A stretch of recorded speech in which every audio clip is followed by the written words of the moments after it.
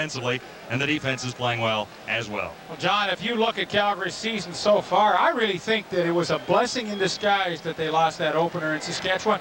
Kind of put everybody back to earth right away, saying that, hey, there's a lot of other good teams out there. We're going to have to play our best every week if we want to win.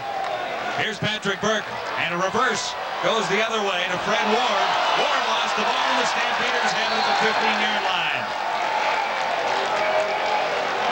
And that is exactly what the Ottawa Rough Riders didn't need. It won't take Flutie long to put it in the end zone from there. Ottawa starts off with a trick play, and it really backfires as number 30, Kent Leonard, watches. He chases number 4, Fred Ward, down from behind, and Ward coughs up the ball. Number 3, Douglas Kraft, is there with the fumble recovery, and my goodness gracious, when you go into a game against the hottest team in the league, the worst thing you want to have happen to you is a turnover early and a turnover deep.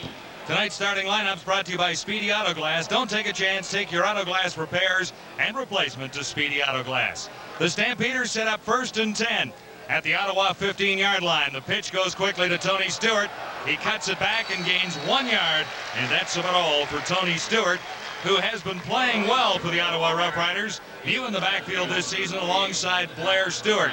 And Doug Flutie's numbers have been impeccable all season long. He has tossed for 12 touchdowns and run for another 6, or another 5, I should say. Well, I think you see that TD mark of 12 already. He had 44 last year, a new league record, and of course so far he's on a pace to break that.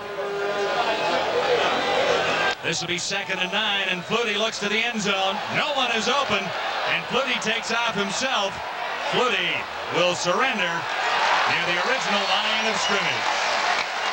So the Rough Riders come up big defensively. It could have been worse.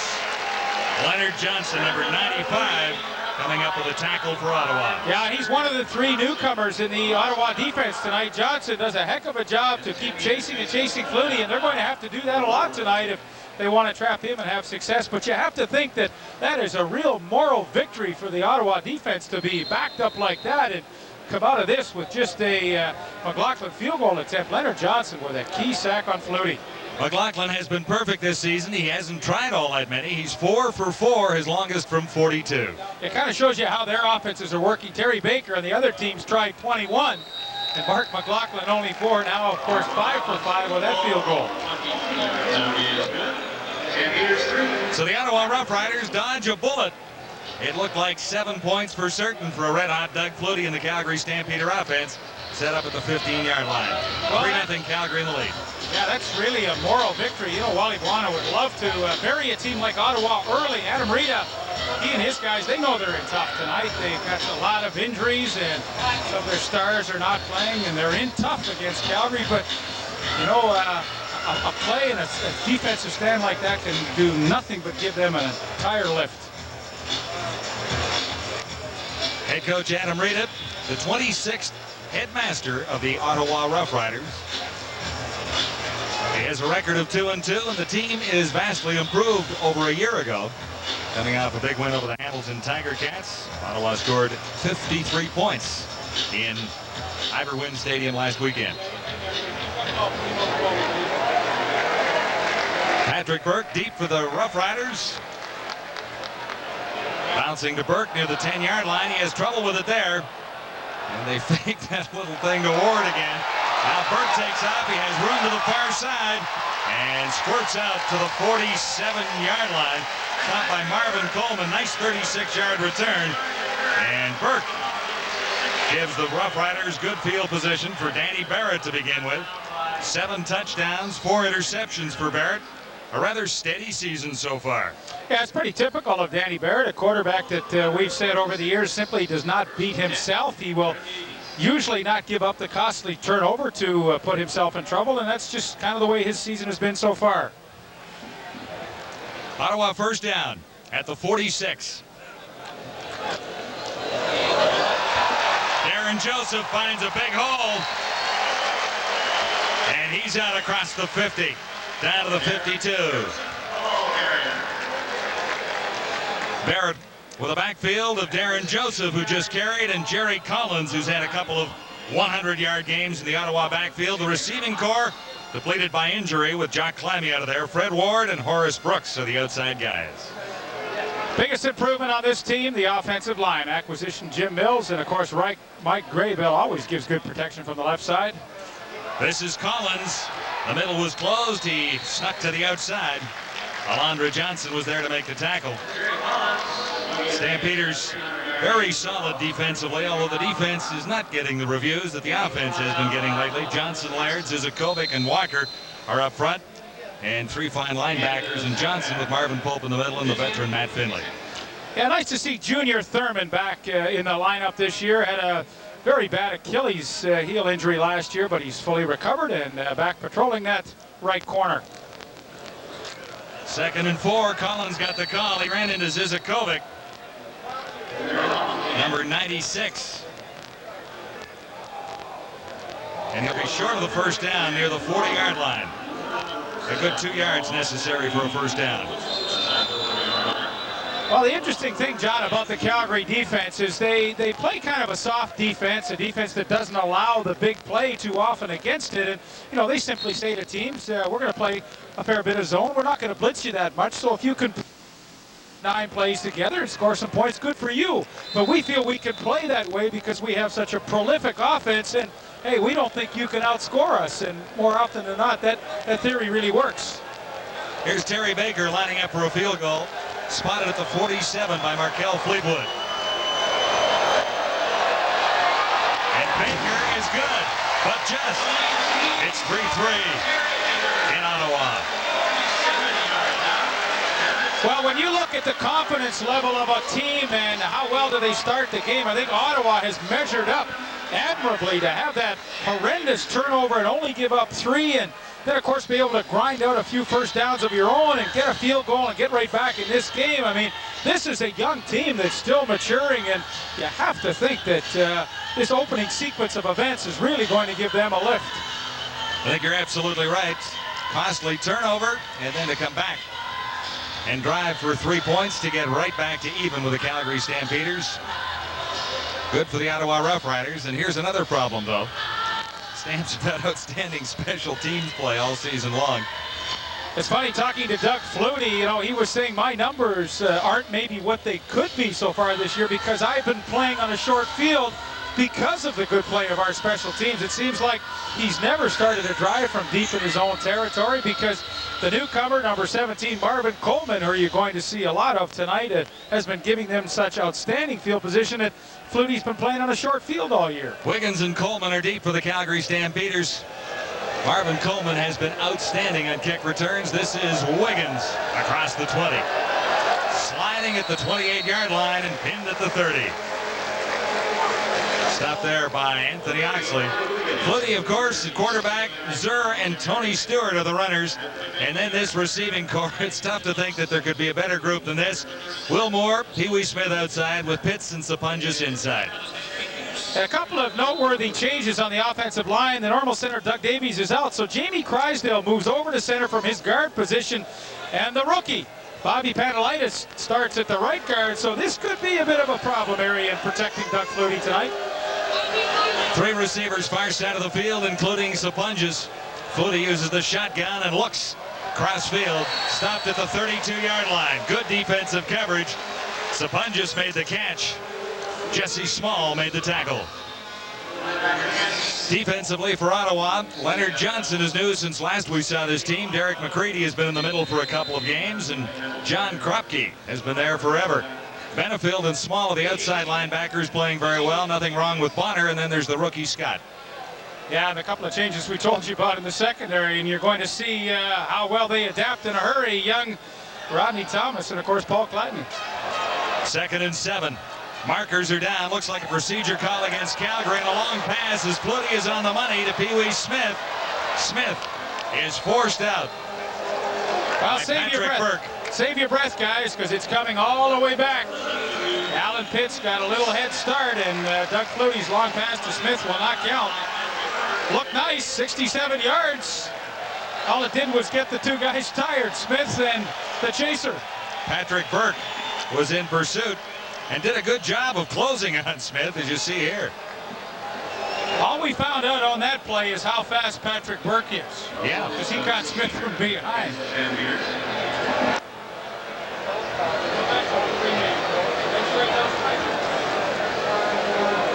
ball game. 9:59 to go in the opening quarter. It's 3-3. The Ottawa Rough Riders and the Calgary Stampeders kicking off Week 5 in Canadian football.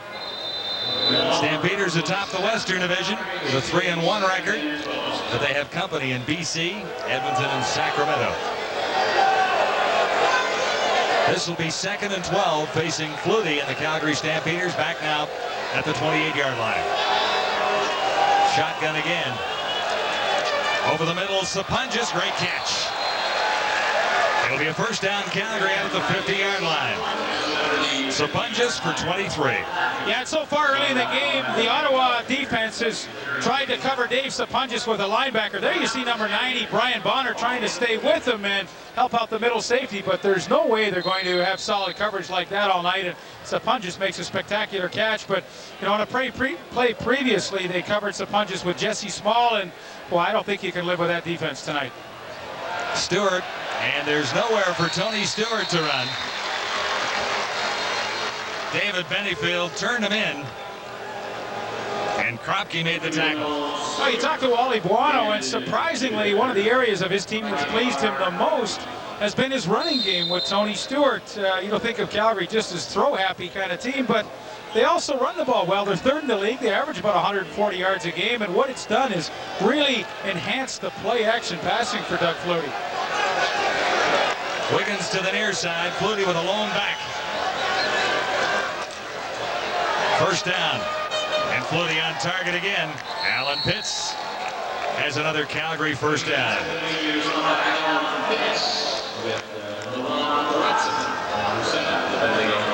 Well, you look at Alan Pitts, and a year ago, you know, he went out with the knee injury, did not play a lot, but at the same time, as you see his numbers right here, 28 catches now on 94. A year ago, same number of games coming into tonight, he had 28 catches and 500 yards. So you talk about consistency. He's right on target to where he was a year ago.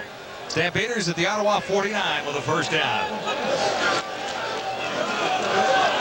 Tony Stewart on the draw play, and Stewart is out near the 35-yard line, very close to first down territory for Calgary.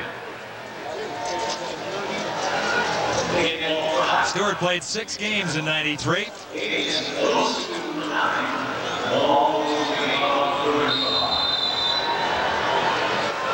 He takes over from Keevan Jenkins as the Stampeder running back. It'll be 2nd down, a long yard to go for the Calgary Stampeders, trying to get inside the Ottawa 35. Stewart gets the call, and he has the first down handily. 34, Mark Scott, in his first game, got part of the credit for that tackle, at least his first game as a starter. Yeah, another of the changes for Ottawa tonight.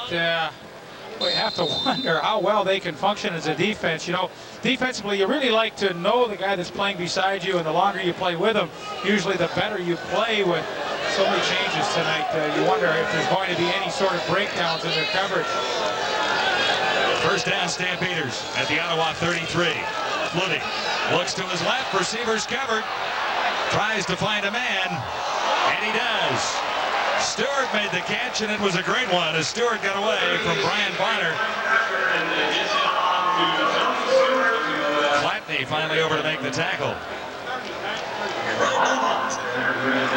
Doug Flutie, as he does so often, buys himself a little extra time, and Tony Stewart with a spectacular catch down the sideline. Number 50, Jesse Small, the linebacker, just could not stay with him. Now, Small is, I'm sure, as fast as Tony Stewart, but that was a pretty spectacular catch. So not only have the Stampeders been ecstatic with the running abilities of Stewart, you know, heck, that's his 14th catch so far this year.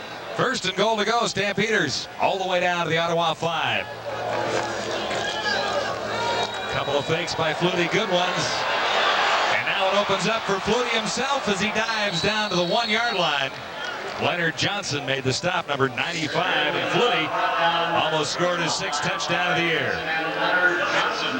Well, it's very difficult to criticize a Doug Flutie, but you know, sometimes at 5'10", he just doesn't see that well downfield, and Alan Pitts was wide open in the middle. Flutie didn't see him and tucked the ball under his arm, which is not a bad alternative as well as he runs. But a couple times so far in this first quarter, he's had receivers open, just hasn't seemed to see them.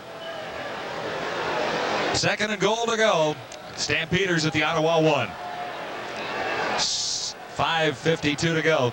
Opening quarter. It's a 3-3 ball game.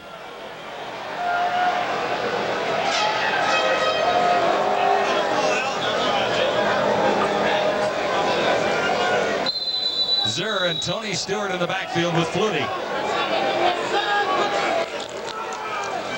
Stewart gets the call and has the touchdown. A 1-yard touchdown for Tony Stewart.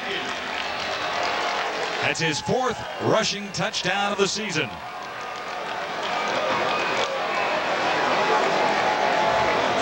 And you can really see the advantage of giving a Tony Stewart the ball deep in the backfield. He has time enough to see that the initial hole was plugged up, break it to the outside. And, you know, Jesse Small is 6'4", 250 pounds as an outside linebacker, but Tony Stewart ran right through his arms and picked up Calgary's first touchdown of the night. You know, he's sneaky strong, Stewart? He's 6'1", he's over 200 pounds, one of the larger running tailbacks in the league. Listed at 204, he has the touchdown. Tony Stewart has the Calgary Stampeders in front of the Ottawa Rough Riders. It's 10-3 on CFL Live from Ottawa.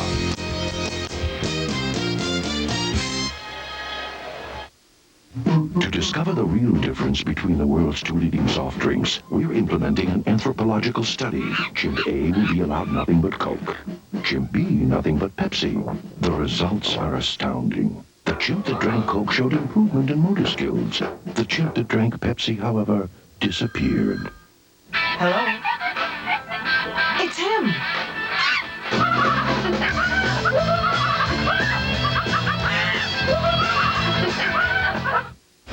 Welcome back to Ottawa, where my microphone works, and so does the Calgary offense. You know, Doug Flutie's done a lot of things in his CFL career that no other players have done before. Back-to-back 6,000-yard passing seasons, 44 touchdowns passing in the season, as well as 3 straight MVP awards. This year, he's on pace to pass for 5,000 yards and rush for 1,000. No quarterback's ever done that before. It could also lead to something else unprecedented, a 4th MVP award. Flutie along the ground, something to watch for in 1994. Flutie passing stats been pretty impressive too, but he's 600 yards behind Matt Dunnigan as it stands right now. I think he'd like to close that gap just a little bit. Yeah, it's funny, John, you know, looking at the league statistics, you know, you would think with the success that Calgary's had in the last couple of weeks that they would be the #1 offensive team in the league, but they're not. Not quite. No, Winnipeg got such a jump in that one game that Winnipeg's leading the league in a lot of offensive categories. But nevertheless, Calgary has to be thrilled with the way they've played the last few weeks. They scored 42 3 weeks ago, 58 last week, and 62 against the Tiger Cats. Or against the BC Lions, I should say. Kickoff is coming to Horace Brooks. Brooks finally got away and grabbed another couple of yards. It looked like he was stopped. Someone had a hold of his leg. Kenton Leonard finally brought him down. Scoring drive, 9 plays, 80 yards in a time of 5:42, and finished out by the 1-yard rush. 5 first downs in that sequence, Lee. Yeah, and even more impressive was the fact that a 67-yard pass to Pee Wee Smith was called back on that drive because of a procedure penalty. But now the mini test again for Danny Barrett and his offense. You know, they have to try and answer if they can. First down, Ottawa beginning at the 45. Barrett comes to the wide receiver this side. It's Horace Brooks.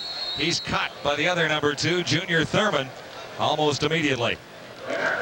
And a key tonight for Ottawa really will be what kind of production they get on first down. I mean, if they can get 6-7 yards on a consistent basis, you know, then their offense will function at a pretty good level because they can have the luxury of either running or throwing to try and pick up those first downs. But I think, you know, more than any other game they played so far, first down will be a real key for them. Gain of 6 yards, 2nd and 4. Ottawa just across the 50-yard line. Darren Joseph, and he ran smack dab into Shreko Zizakovic, number 96. Ottawa Rough Riders offense is missing a couple of key ingredients with Stephon Jones out for 3 games now, and Jock Climby injured last week. Look at the yardage they're missing from their 2 key receivers. Those are career touchdowns, but Jock was off to an outstanding season. Yeah, he pulled a hamstring badly in the win over Hamilton last week in a collision with Terry Wright. And I talked to Stefan Jones yesterday, and he's really not sure when he'll be back in the lineup. And boy, do they miss his deep speed. He is the real threat and weapon that they had on offense. And he just hasn't been in there at all since the first game. Yeah, they've got a couple of relative rookies in Ward and Horace Brooks playing. Ward had a good game last week. Terry Baker's kick. Coming to Coleman, and he had a great week returning last week. Now it bounces near the 10-yard line, and Coleman finally picks it up. Penalty markers go down.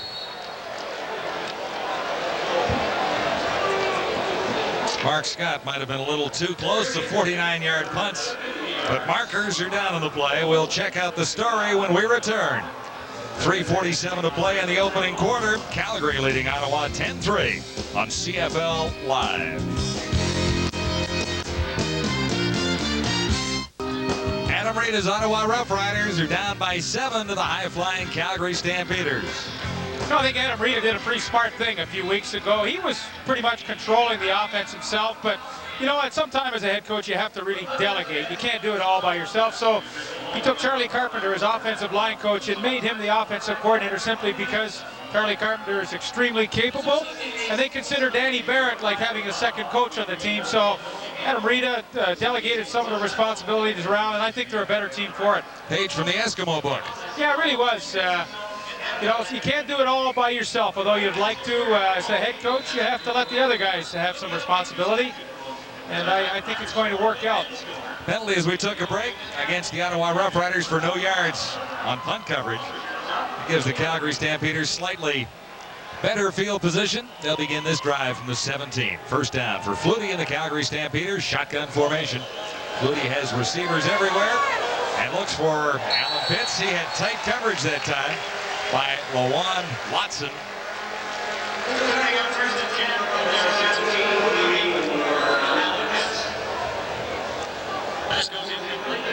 Second procedure call against Calgary.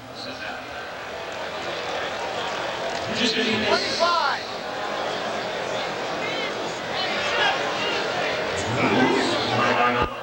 Procedure. Calgary number 25. Decline. Second down.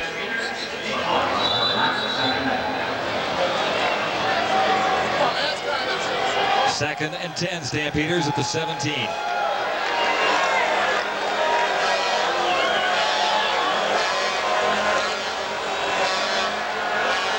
Flutie steps up, goes over the middle. And they're ruling it a catch. Will Moore, number 82. Looked to be into the turf, but Moore somehow made the catch for a 20-yard gain. Well, it looked like he kind of trapped it, but referees were quick to signal that he made the catch, and Doug Flutie threw it in the perfect spot right in the hole. And, you know, against the defense that's made so many changes, I think this is a real smart move going to the hurry-up. Three receivers to the far side, and Flutie steps up and runs himself. He's out across the 45, and at midfield, Flutie has to get by Burke and steps out of bounds. A great run by Flutie, who's all the way down to the Calgary 35. He'll get that 1,000 yards rushing. Well, if he keeps running plays like that, he will. This is a great play with an offense like theirs that spreads so many people out around the field. You're going to see the middle just open up wide as everybody is back in pass coverage. And 67, Jamie Crysdale gets enough of a push to allow Flutie some open field to run within. 37 yards for Doug Flutie on that run. And the Stampeders are set up nicely inside the Ottawa zone at the 36.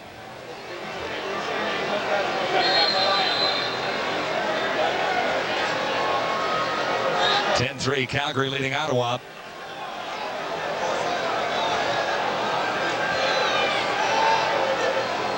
Flutie using a 6-receiver set. And looks to the lone receiver far side. Wiggins couldn't hang on. Patrick Burke covering on Brian Wiggins. And that's something that we really have to expect to see from Patrick Burke. He's giving a pretty tight cushion. He's not giving Wiggins a lot of yardage, and Boy, when Wiggins gets near that football, Patrick Burke has to be there and really put the hammer down and make his presence felt out there. Make those receivers think about who's covering them and not let them feel so comfortable out on that field tonight. So it flips to 2nd and 10, and Flutie stands in again. This time, no catch either. Wiggins, the intended receiver. Burke covering on the play. A couple of big stops by Patrick Burke. Tight coverage on Brian Wiggins. Yeah, and what's nice to see from Burke is he hasn't been as aggressive as he could be earlier in the season. Here he is, and as Wiggins comes down, watch how fast Patrick Burke closes in there, and he really wants to drive that helmet right through Wiggins, and with the good speed, he closes quickly, the helmet straight up and through there, and you know, he hasn't been doing that in previous games. I know they've talked to him about it, and that was a perfect example of a guy listening to his coaches, what they're trying to teach him, and doing it on the field in a game situation. He's a cocky young player, but, you know, he got a little passive in that one game with BC because it seemed like they were all kind of shell-shocked that night. But ever since that game, you know, he's buckled up that chin strap a little bit tighter, and I've seen a noticeable improvement in his play. Out of Fresno State. First-round draft pick by the Lions in '93. Markers are down as McLaughlin puts this one through. And we'll check out the infraction. McLaughlin, 1 for 1 on the night. Will he be 2 for 2?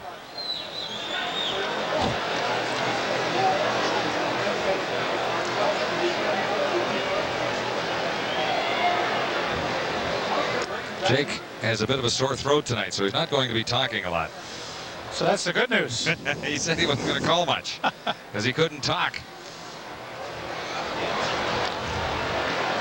So now we have to interpret all these things they're gonna signals they're gonna give us tonight. Procedure.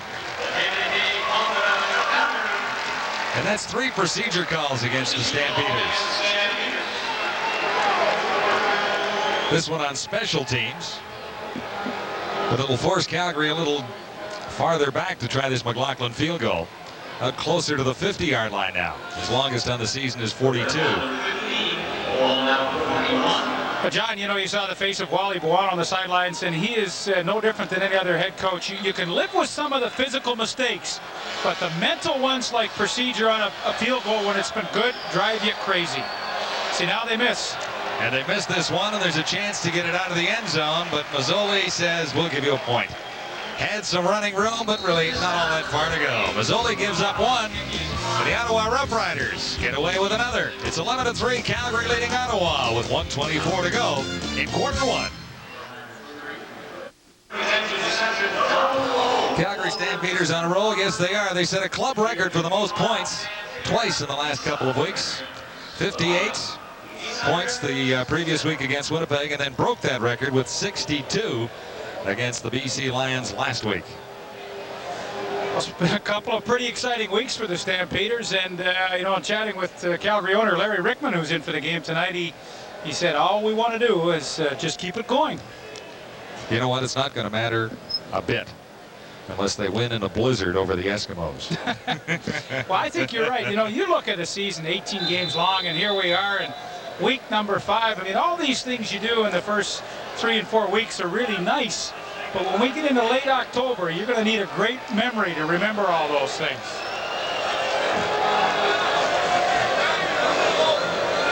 Ottawa first down, beginning at the 40. Here's Danny Barrett. Man open, it's James Ellingson, and he has a first down out across midfield.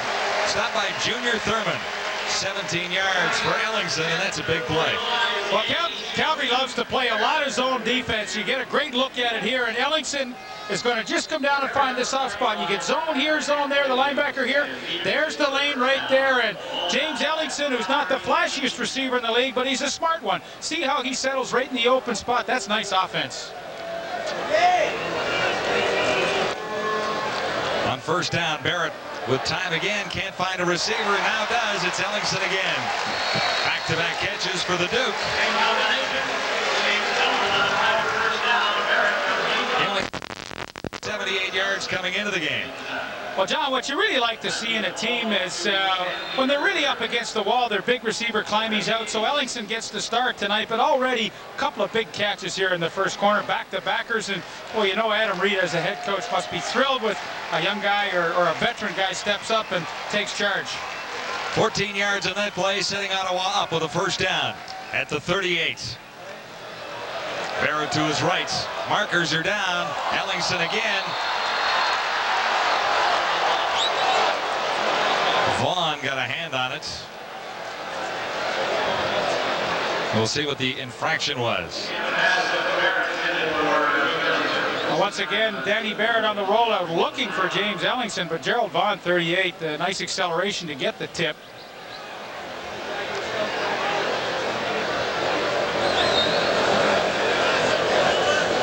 John, Calgary, a bit of an underrated defensive team because they're so overshadowed, obviously, by the offensive feats of the team. But hey, these guys can play. I mean, Gerald Vaughn there, that whole secondary is a good group. They play man-to-man very well. They don't get to play it as much as other teams do because it's just their style. But in some ways, I really feel this is an underrated group because of Flutie and all his other guys. Yeah, the offense is definitely getting the headlines. Holding against Giaskas moves it back 10. It is 1st and 20 Ottawa. Back now at the 48. Quick pass over the middle. And Collins comes close to a first down. Good play by Jerry Collins. 14 yards. He's 6 shorts of the first down on the final play of the opening quarter. Ottawa Rough Riders in a bit of a march here. They trail 11-3 to the Calgary Stampeders. You're watching CFL Live from Ottawa. After one quarter, it is the Stampeders leading the Ottawa Rough Riders 11-3 as we get set to begin the second quarter. 2nd and 5 situation for the Ottawa Rough Riders. First quarter stats with 7 first downs for the Stampeders, 5 on one drive. That was for the touchdown. 10 yards rushing, almost double as well. And the turnovers, well, one going against the Ottawa Rough Riders in the opening play of the game. It only cost them 3 points. I think they were very fortunate. The numbers certainly in Calgary's favor, but as we begin the second quarter, Ottawa's got a great chance to get back in this one. Yeah, this is already a key play. 2nd and 5. Ottawa inside the Stampeder 35. Barrett over the middle. And Mazzoli has a big catch and a first down, Ottawa. And remember, John, this was a 1st and 20 situation after the holding penalty to Giaskas. They got about 13 back with a pass to Jerry Collins, and now Nick Mazzoli working against the zone, which he's going to see a lot tonight. Just gets in behind Marvin Pope, the middle, or Alondra Johnson, rather, the outside linebacker.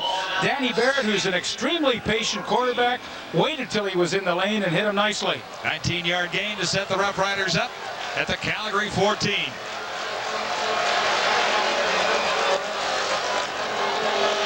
Barrett time to throw again. Horace Brooks makes the catch, and he's inside the 10.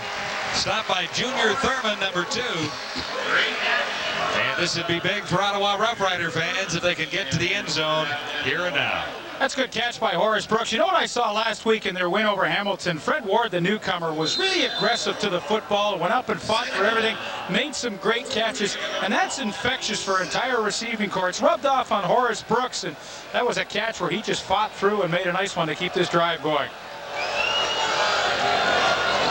2nd and 3, Rough Riders spotted at the 7-yard line. This is Darren Joseph off one tackle, and he's down to the 1. And up for the first down as Darren Joseph was stopped by the safety, Greg Knox, or he would have been into the end zone. And Darren Joseph has been the lovely and perfect complement for the Ottawa running backs this year. Good cut to the outside, and at 5'10", 206, he just simply breaks the arm tackle of Matt Finley, drives up through Gerald Vaughn and gets it down to the 1-yard line. But he has complimented both Michael Richardson and Jerry Collins just beautifully this year. 3 cracks at it from the 1-yard line for the Ottawa Rough Riders. Calgary leading 11-3. And the Rough Riders can get right back into this ball game and really put a little heat on the Stampeders if Barrett can get to the end zone this time. Early in the second quarter, from the 1, Barrett himself. And Marvin Pope came through to make the tackle, no indication.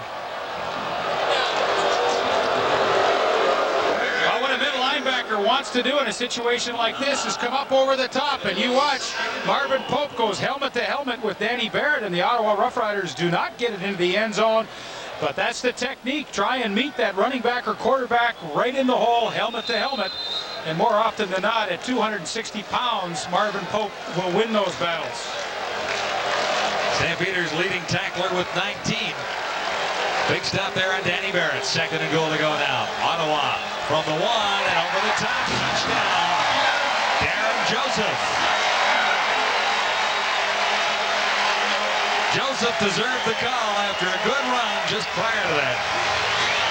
And this worked perfectly.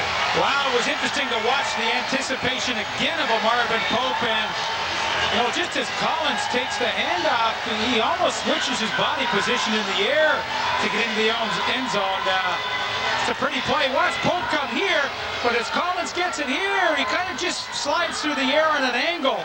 And you'll see, you know, this is great body control in the air. Watch it. Just a little push sideways, and Ottawa gets a huge touchdown.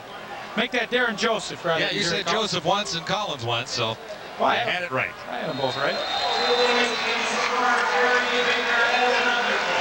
It's a one-point ball game. Yeah, talk about big drives. Yeah, very impressively done by the Ottawa Rough Riders. They said they'd like to keep it on the ground. They pretty well have to stay even with Calgary.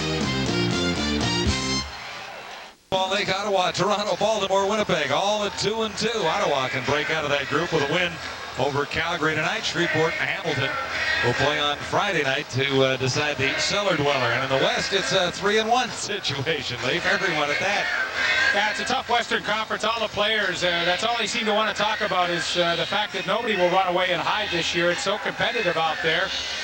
A great Western Division, a good race we got going in the East, and a nice touchdown by Darren Joseph. One more look at this, and great body control in the air as he slashes sideways. And you know, at 5'10", 206, he's so compact and strong in the upper body. When he hurls himself through the air like a missile, he's pretty tough to stop. His first touchdown of the season comes from the 1-yard line, but he helps get the Ottawa Rough Riders close, and they covered the distance in 8 plays. Well, you know, you go back to the first quarter when they held Calgary to 3 points in the turnover and then came back and got a quick field goal of their own. It seemed to kind of just say to the Ottawa Rough Riders, hey, we can compete with these guys. They're not superhuman. Yeah, they've been scoring at a phenomenal rate, but we're a pretty good football team too, and I think here in the second quarter they've been able to show that. Yeah, moral victory to hold the Stampeders to 11 points in the opening quarter. Here's Brian Wiggins on the return for Calgary, and good special teams coverage for Ottawa. Patrick Wayne leading the tacklers that time, so the Stampeders will have decent field position, but not great. Well, John, in kind of a backhanded way, Doug Flutie has his wish tonight. He's getting to play on a bit of a longer football field through penalties and not the greatest returns that he's used to having. He's been able to accumulate some pretty decent yardage, and those are nice numbers for 1 quarter of play. Yeah, and throwing a 37-yard run by Flutie as well, so he's accomplished quite a bit. 11-10, Calgary has the lead. It's tough for Flutie. I mean, what do you do? 3-time league MVP 3 years in a row. 2 times 6,000 yards. I mean, you know, it's tough to come up with an encore year after year. Yeah, I think he's setting personal goals for himself, like the 5,000 he was talking about passing, and then 1,000 yards rushing. Yep. Just something to motivate himself and keep the Stampeders offense rolling. 1st and 10, Calgary beginning at the 20-yard line.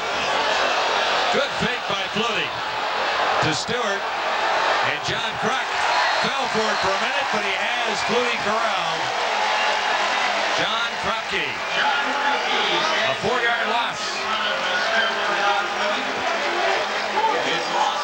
Well, Doug Flutie tries to play action with Tony Stewart to freeze the linebackers, but he didn't fool John Krupke, who had the outside leverage. Now, the receivers were downfield blocking, so I really think that Doug Flutie was going to run all the way, but when Krupke had the good outside leverage, Flutie obviously had nobody to throw to. You see the receivers downfield blocking, and that is truly a heck of a defensive play by John Krupke.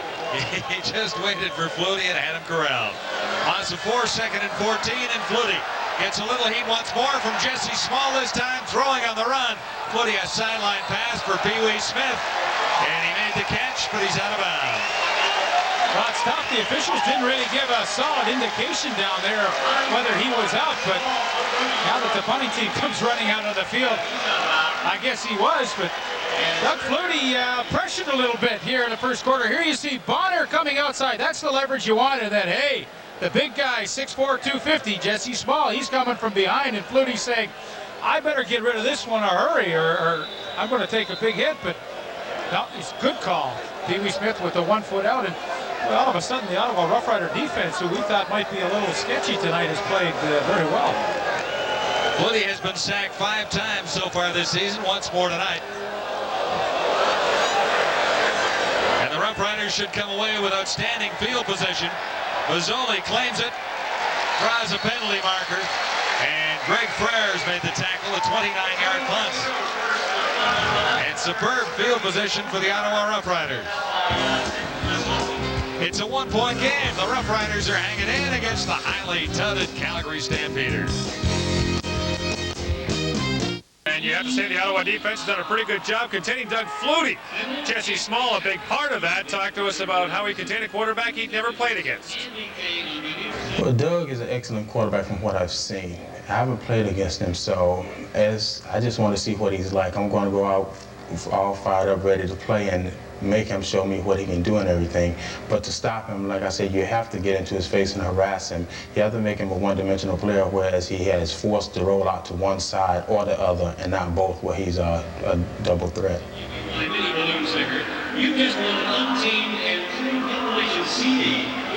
Head coach Adam Rita said he wanted a hard driving rain in Flutie's face all night tonight. He's had his defense in his face just a little bit for the Ottawa Rough Riders. Now beginning with a first down at the 40-yard line. And Collins breaks 1 tackle, tries to slide to the outside, and ran into Alondra Johnson, number 51. The 93, he led all Stampeder tacklers with 78. Well, it's interesting. Wally Buono's biggest concern about his defense right now is getting some outside pressure, and he paid the 2 tackles from Ottawa a big compliment. Mike Gravel and Jim Mills, 2 of the biggest tackles in the league. He said, they're just neutralizing us out there. We can't get any heat from outside, and our defense is collapsing. Jerry Collins restricted to a gain of 2. This will be 2nd and 8 Ottawa. 9:09 to go till halftime, a 1-point ball game. Looks to his left all the way, and a mix-up over there.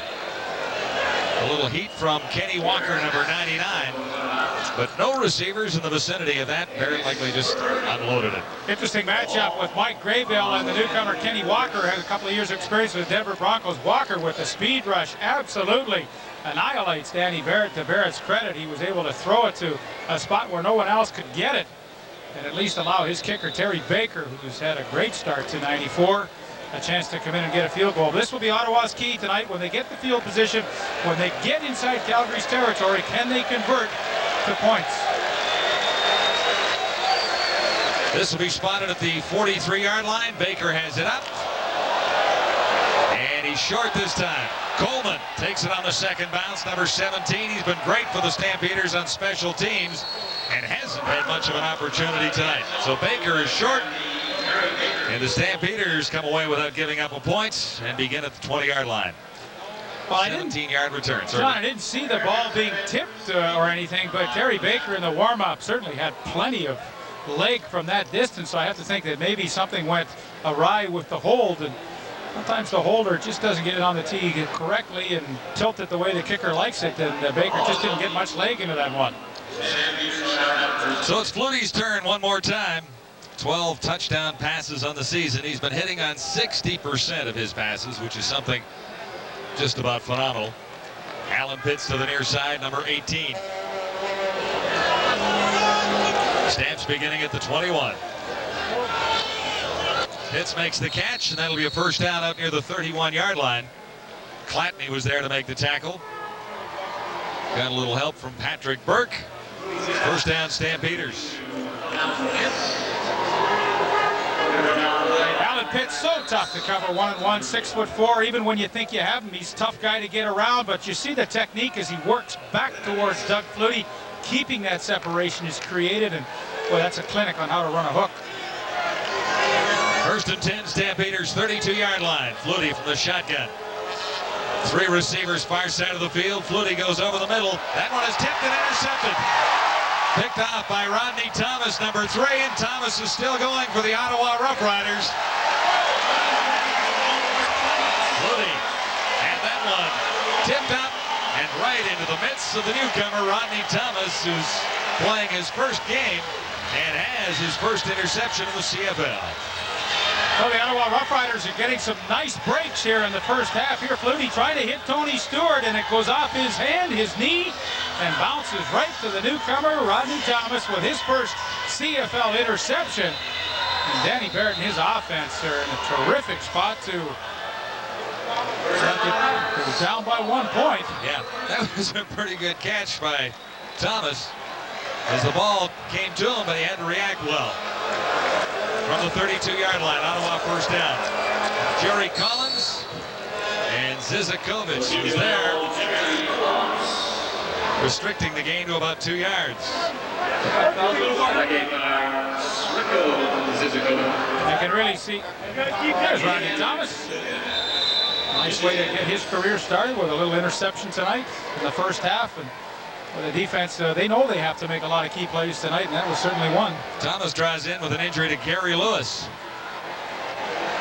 Gain of 2, 2nd and 8. Barrett has 4 receivers near side. Elects to carry himself as it opens up right over the middle. A little quarterback draw for Danny Barrett.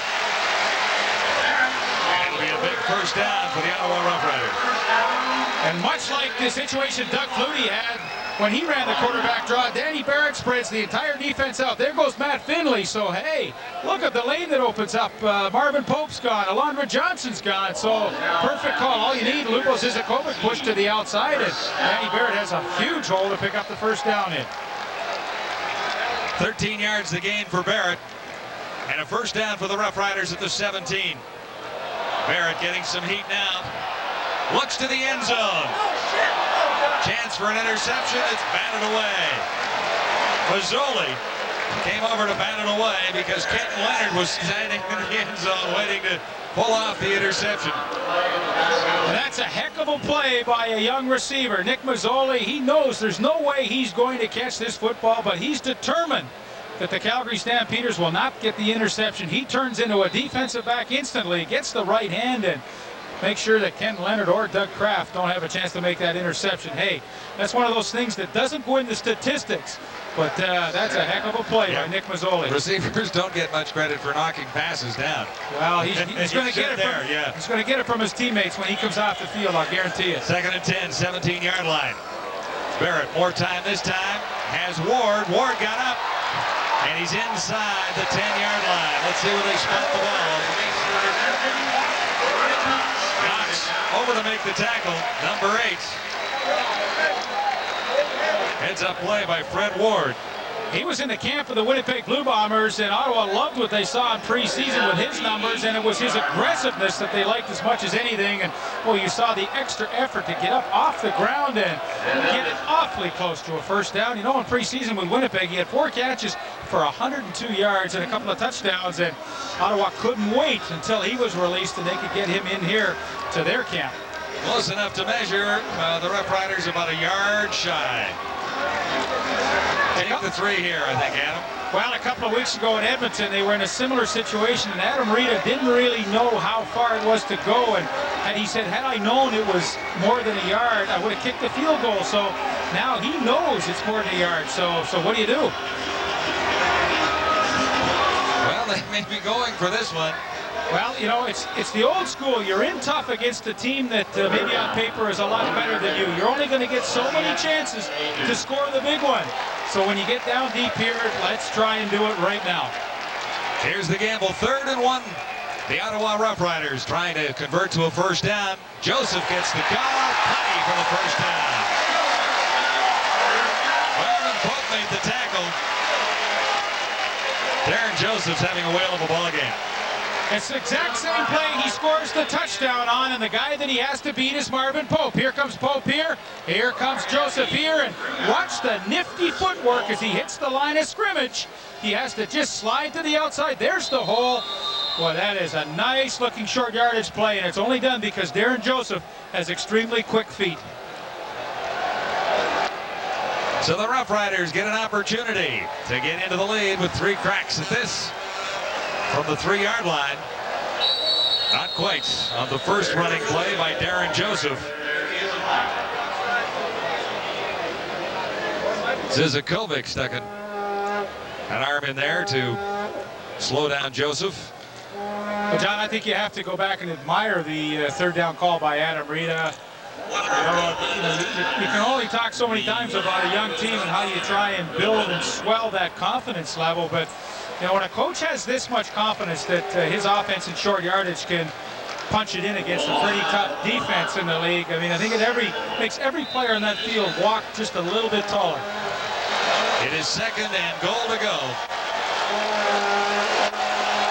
Ottawa Rough Riders at the Stampeder 1. Great view of it here. Touchdown. And Joseph into the end zone for his 2nd touchdown of the game.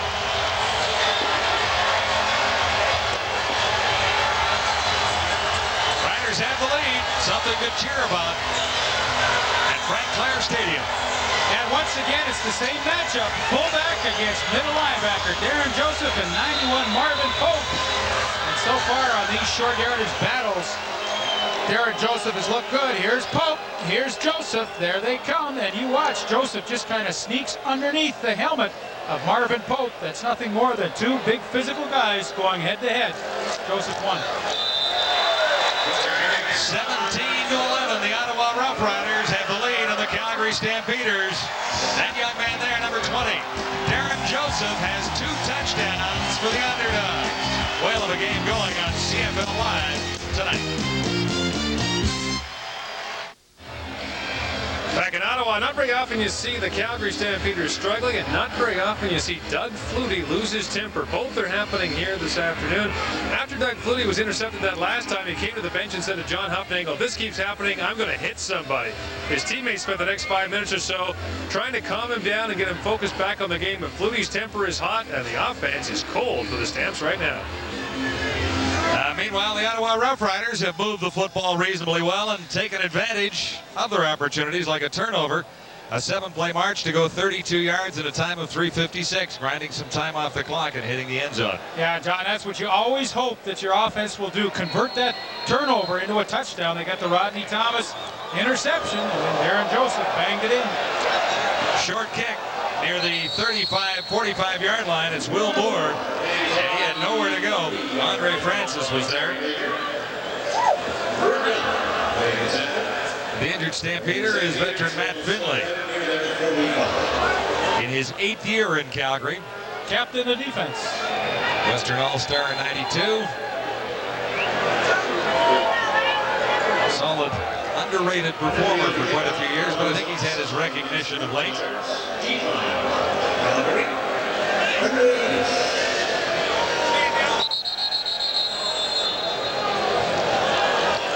There's another injured player on the far side of the field from the Ottawa Rough Riders.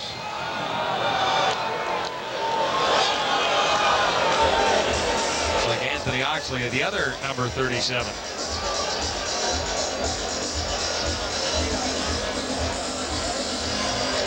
So we'll see if these two guys can get it going for the Stampeders. Alan Pitts and David Sapunjas, 2 solid inside receivers. That truly is a slapback style of offense. Doug Flutie a lot of times reads from inside out. Bunches and Pitts, and then of course out to his fine outside wide receivers, Pee Wee Smith, Will Moore, and Brian Wiggins. Pitts had 153 yards and 8 catches and a couple of touchdowns last week against the Lions. The touchdown came from the backup quarterback, Steve Taylor. And Anthony Oxley, in his first year out of St. Mary's, was originally drafted in 92. Came to the camp in 93 and finally made it in 94. Yeah, you and I have seen him play a couple of times down at the Atlantic Bowl at St. Mary's. A real power fullback type is Anthony Oxley. Much the same as Darren Joseph, although Darren Joseph has a little better footwork at this stage of their careers. He had his teammate, the other Anthony Bailey, an all-star in the Atlantic Conference, a graduate of St. Mary's as well, and he too has cracked the Ottawa lineup in 1994. Both special teams players for the most part so far, but both with some promise for Ottawa.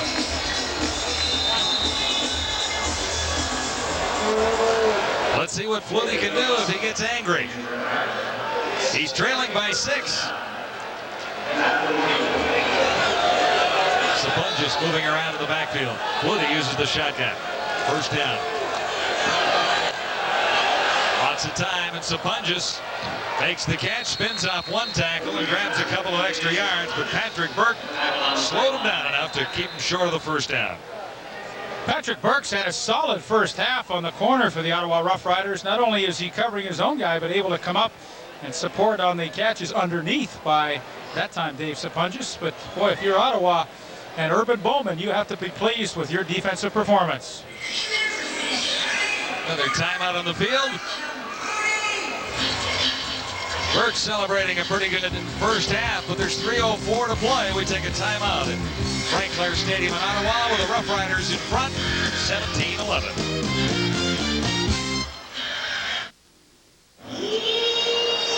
Danny Barrett looks like he's still a Calgary Stampeder sitting on the sidelines there with the new Ottawa uniforms on the red hat.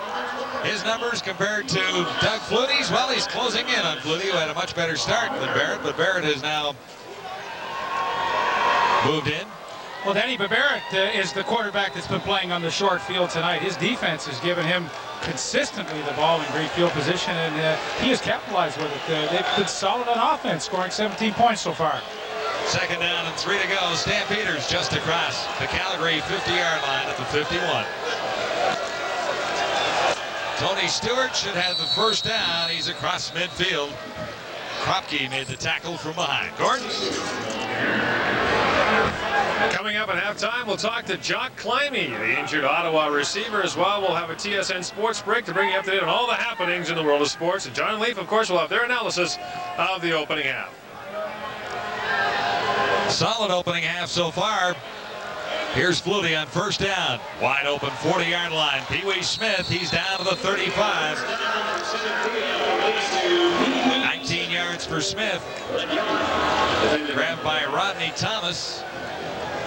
Another Stampeder first down. Once again, the Stampeders going to the hurry up, which I think really works in their favor, not allowing Ottawa to send any defensive signals in from the sidelines. 5 receivers set for Flutie on first down at the Ottawa 36. Over the middle, and Flutie missed Dave Sapunjas. Just off the mark for Doug Flutie that time. 2nd and 10 now, Calgary. John, still an interesting defensive philosophy that Ottawa is using. Again, Brian Bonner covering Dave Sapunjas, and I really think that is a favorable matchup for Calgary. But you know, when they spread so many guys out in that 5 and 6 pack, sometimes you have to get your linebackers involved in coverage. I just think, you know, it's like an accident waiting to happen. Riders send Corey Dowden in as the extra defensive back. Flutie's shotgun. Looks for time and tries to buy a little, tossing on the run. Sapunjas makes the catch, stopped short of the first down. It was Dowden over to make the tackle on Sapunjas, who almost spun away, but Dowden held on. And that becomes a very strategic substitution for Ottawa, sending the extra defensive back in for a linebacker and letting him play man-to-man on Dave Sapunjas. Hey, Corey Dowden had to stay with Sapunjas for a long time as Flutie scrambled around, got out of the pocket, but this is an excellent defensive stand here by Ottawa. Dowden with the good tackle, keeping Sapunjas short of that first down. It's 3rd and 2, so there's not much question what Wally has to do here. Marks on the field. Now, what Urban Bowman wants to do on defense is at least mix up what Doug Flutie is looking at. Give him some zone, some man, shuffle some people in, play the nickel back, take him out, run the linebackers. And so far in the first half, I think he's kept Flutie pretty well off balance. A very tough thing to do. Flutie will hold it, spotting it at the 36-yard line, and McLaughlin puts it through with little effort at all. So the Stampeders cut into the Ottawa lead, but it's still 17-14 for the hometown Rough Riders, who've really battled through some adversity in the first half and hung in and put on a pretty gritty performance. Yeah, I think Ottawa would be thrilled if Mark McLaughlin was the star of the game for Ottawa tonight and not an Alan Pitts or a Flutie or someone else. Mark McLaughlin hasn't been called on to do a lot of kicking so far in 1994. When you look at the Stampeders scoring 8 touchdowns in each of their previous 2 games, 16 touchdowns in 2 weeks. And Ottawa's held them to 1 here tonight.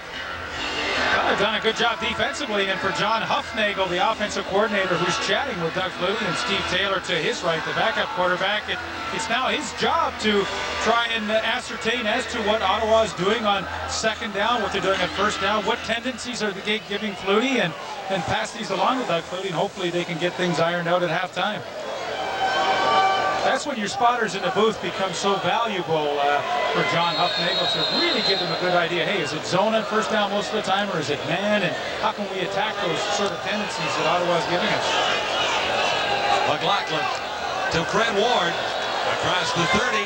He's at the 40-yard line and stopped near the 44. Pretty good return. Jim Trishon, number 28, leading the tacklers, graduate of the University of Saskatchewan.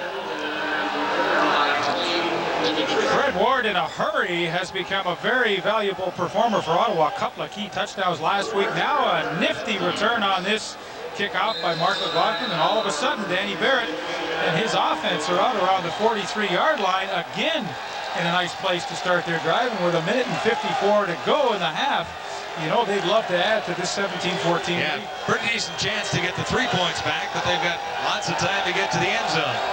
If Barrett can move them here. Jerry Collins across the 50, and Marvin Pope was there. Well, John, it's no secret what Ottawa wants to do in every game, and that's run the football. They average around 196 yards a game, which is first in the CFL, and well, you really can see how important it is to their offense when they rank 9th in passing. They need that running game, and so far tonight, I think it's been pretty effective. Yeah, interesting to note that the starting receivers for the Rough Riders tonight, Leaf, had 19 receptions for 249 yards between them. That's the outside receivers and the 2 slot backs, not counting the running backs. And Jock Climby, who's on the sidelines, had 22 receptions for 308. Unfortunately, they're missing him. And they're the guys missing in action, and to really put that statistic into perspective, Alan Fitz had 27 coming to this game by himself, and you say the whole Ottawa receiving corps tonight. Well, just the ones dressed, yeah. Just the ones dressed for this evening. Well, that really tells you how important the running game is to Ottawa. And, you know, Calgary's a defense that you can run the ball again. They've got a front four that loves to get upfield quickly. They are susceptible to the trap blocking. Ottawa's used that a bit tonight in the first half. Riders come up a yard short, 2nd and 1 here. They'll try and get across midfield as Barrett keeps himself, and he does get across the 55. Raymond Biggs, an extra linebacker in there, put the stop on Danny Barrett. So the drive will continue with 1:31 to go till halftime. Ottawa leading 17-14. One of the quickest linebackers in the league is Alondra Johnson, and watch how far he comes to make the play. One of the reasons why he's always at the top of the list in tacklers for the Calgary defense, but he's got tremendous range. First down, Ottawa, 54-yard line. Collins gets the call again. Away from one, he only gets a couple as he ran into Walker, or rather Zizakovic, number 98. That's Luba Zizakovic. And Alondra Johnson. There's a milestone for Alondra that I'll bet he hits tonight. Dave Sapunja's closing in on 2,000 career receiving yards. And unofficially, we have him over that.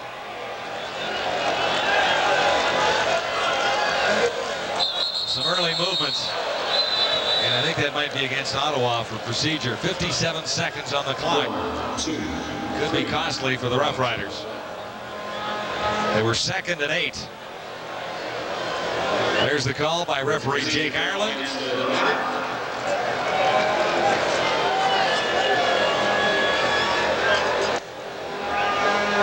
Looking ahead to other games in Week 5, the Blue Bombers and the Argonauts at Skydome. Tomorrow night, the Bombers at 3-1, the Argos at 2-2. Also Saskatchewan at Edmonton and Sacramento at British Columbia. Those are games tomorrow night in the CFL. Procedure, Ottawa number 8, still second Yeah, down. come Friday night, we are going to have on TSN, Shreveport Pirates will be at Ivor Stadium in Hamilton. So after Friday night, there will only be one team in the CFL that hasn't won a game yet. Well, they could tie, both at 0 and 4. Oh, no, a wait a tie. second. See, that's why you're so smart. You got that all figured out. I don't think they're going to tie.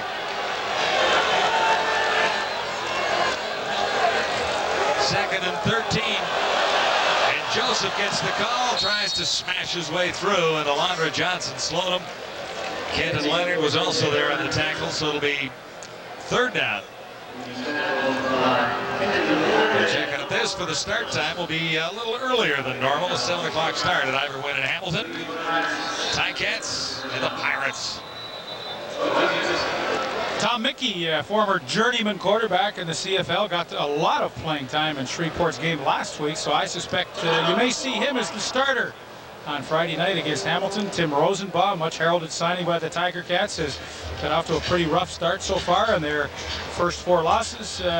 In his fairness, he hasn't had a lot of protection. He's been on the backside of his uniform a fair bit. But we shall see. Both teams desperately looking for a win. Yeah, I think the Ticats might be a little more desperate than the Pirates. You know what? There's a couple of stadiums in Canada that really have fun at games. This is one. In McMahon Stadium in Calgary is the other. When they get the great crowds, the music is going, and the people in Ottawa, the people that come here sure love their football. We had a pretty good time at Taylor Field on Ray Elgard night, too. Yeah, they love it out there. But I don't know. The music here in Ottawa and in Calgary seems to be just a little bit better than everywhere else. Terry Baker. And it's a short kick. Nowhere to go for Coleman, who bobbled it and then had to jump on the ball quickly. 27-yard punt for Baker. Well, there you see it. Mexico loves TSN. That's part of a group of 500 young students that are here in Ottawa to spend a few weeks learning some English and getting exposed to Canadian football. So not only are we expanding into the United States and all through North America, we're exposing our product to some young Mexican viewers for the first time. There's a decent chance the CFL may be in Mexico before next season. They're talking about an expansion franchise down there. I hear 4 new teams for next year. 4? Yes. St. Louis, Orlando, Memphis, and I'm not sure the 4th. Mexico. Let's go to Acapulco. I'd be for that. Stampeders on first down. Flutie Sapunjas. 40 seconds left in the first half with Sapunjas. Is run out of bounds by David Benefield. Doug Flutie with 39 seconds to go would love to just generate some offense. They've been kind of flat for them tonight here in the first half, but he has an opportunity to drive them down and instill some life into this team that looks, quite frankly, a little bit flat here in the first half. Shotgun for Flutie this time on first down. He takes off himself. Big hole opens up, and Flutie slides safely to the 55-yard line. Mark Scott, the rookie linebacker, was there to pin Flutie that time. He's been in on a couple of plays, and so is Paul Clatney on that one. So 2 rookies getting their first starts in Canadian football have been factors tonight. Scott out of Virginia Tech. Second overall pick of the Rough Riders of Saskatchewan in '92. This is Alan Pitts. And he went one-on-one with Watson.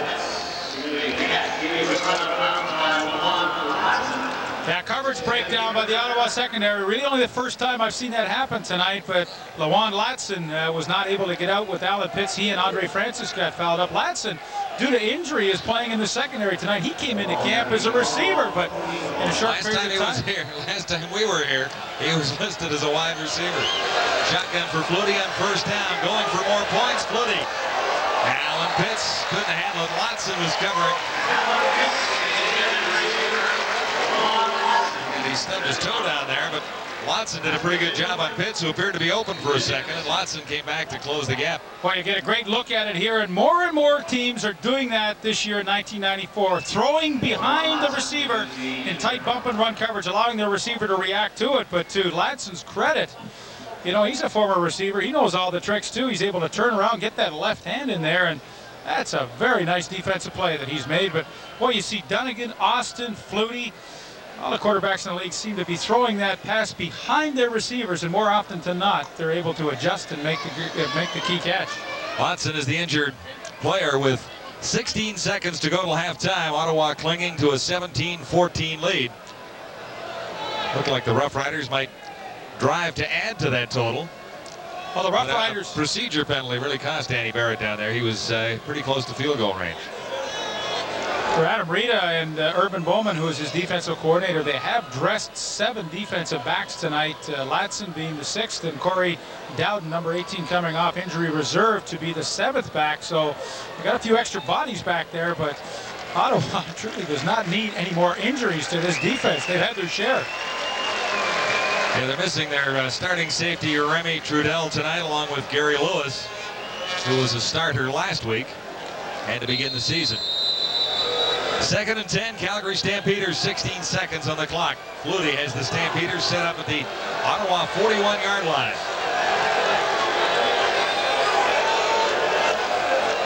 4 receivers to the left side as Flutie stands in, can't find anyone open. Now throwing on the run and bounced that one with 9 seconds to go. Flutie got it away just in time to stop the clock. And Ottawa's really getting what they want on defense tonight. They haven't had to blitz a lot tonight. They're getting good pressure from 4 and 5 people up front, and they're knocking receivers around downfield. Corey Dowden, 18, on his counterpart, 18, Alan Pitts, a good bump, just enough to throw the timing off on the patterns. There you see the one hopper to Pitts, but you know, so many of Calgary's patterns are on timing, and if you can bump those receivers and take them out of their route initially, you know, it really fouls everything up, and you really have to be impressed with how Ottawa's defense has performed here in 30 minutes of football. Mark McLaughlin has missed once tonight. This will be spotted at the 48-yard line. McLaughlin has plenty on this, and he's good for a tie ball game at the half, 17-17. Unofficially 4 seconds remaining, and that ties it up. Stampeders were driving in hopes of grabbing a touchdown there. And the Ottawa defense has done what every defensive coordinator in the league would love to be able to do: frustrate Doug Flutie. Gordon was saying he was angry on the sidelines. Well, he looks a little testy right now. That's the normal Flutie. He's usually coming off the field feeling really good about himself, and of course his offense. Why not? I mean, they've been setting scoring records, team records every week. But here you see Pee Wee Smith saying, well, hey, I thought I was going there, and Doug saying, well, you should have gone there. And there's a little indecision right now, something you don't see very often. I think prior to the game, if you'd asked Adam Rita, would he be happy to be tied at halftime? Well, he would be. But then you go back 5 seconds, or even to the last sequence, and he had an opportunity to take the lead to the dressing room at halftime. He would have been happier with that. However, it is 17-17. The Ottawa Rough Riders, a solid first half against the hottest team in the CFL. Barrett hangs in against Flutie. It's all even at halftime. And our halftime show with Gord Miller coming up in a moment. You're watching CFL Live from Ottawa.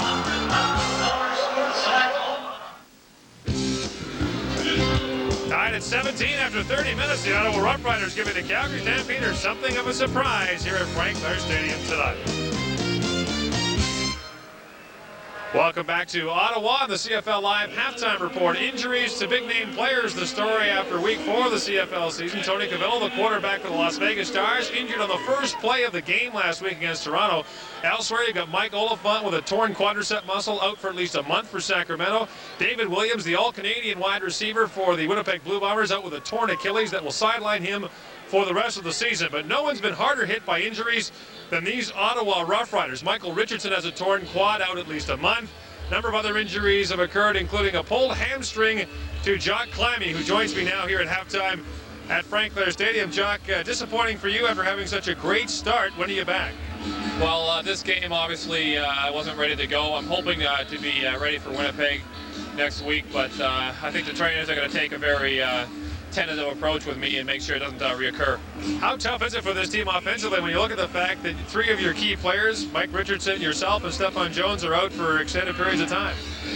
Well, obviously it's a struggle offensively when you get used to the timing and you get used to the personnel to have a shake-up like this, but a lot of the young guys have stepped up and are playing quite well, and it's really a question of how they do from this point onwards. I know this franchise is talking about earning back the respect of these fans. A good performance here tonight will do that, and it's been a good performance so far.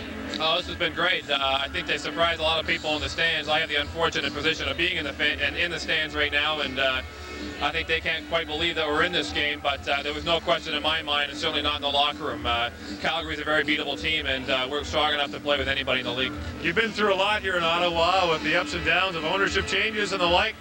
What do you think of what's happening this year so far and the long process it'll take to win the fans back? Well, I think the first step is credibility, and obviously that has to start in the front office, and Bruce Firestone's put together an excellent team for that. Now, bringing in Adam Reed, I think, was a great addition for the coaching staff, and from then on, it's just the players, and we have to play. And I think once we start winning some games, the fans are going to come back, and everyone will be happy in Ottawa again. Well, Jock, I think most Ottawa fans would agree. The sooner you're back, the better. Thanks for talking to us, and speedy recovery. All right, thank you, Gord. Jock Climby of the Ottawa Rough Riders hoping to return to the lineup soon, and the Riders doing all right here to kick off Week 5 of the CFL season. Back live on CFL Live from Ottawa. First downs 12-9 for the Stampeders. Time of possession leaf. They've closed the gap quite considerably, and as a matter of fact, Ottawa has taken the lead at 15-43. That's a big part of the game, and also the turnover. Ottawa gets 7 from the 1 turnover going in the Rough Riders' favor, and the Stampeders settle for 3 going the other way.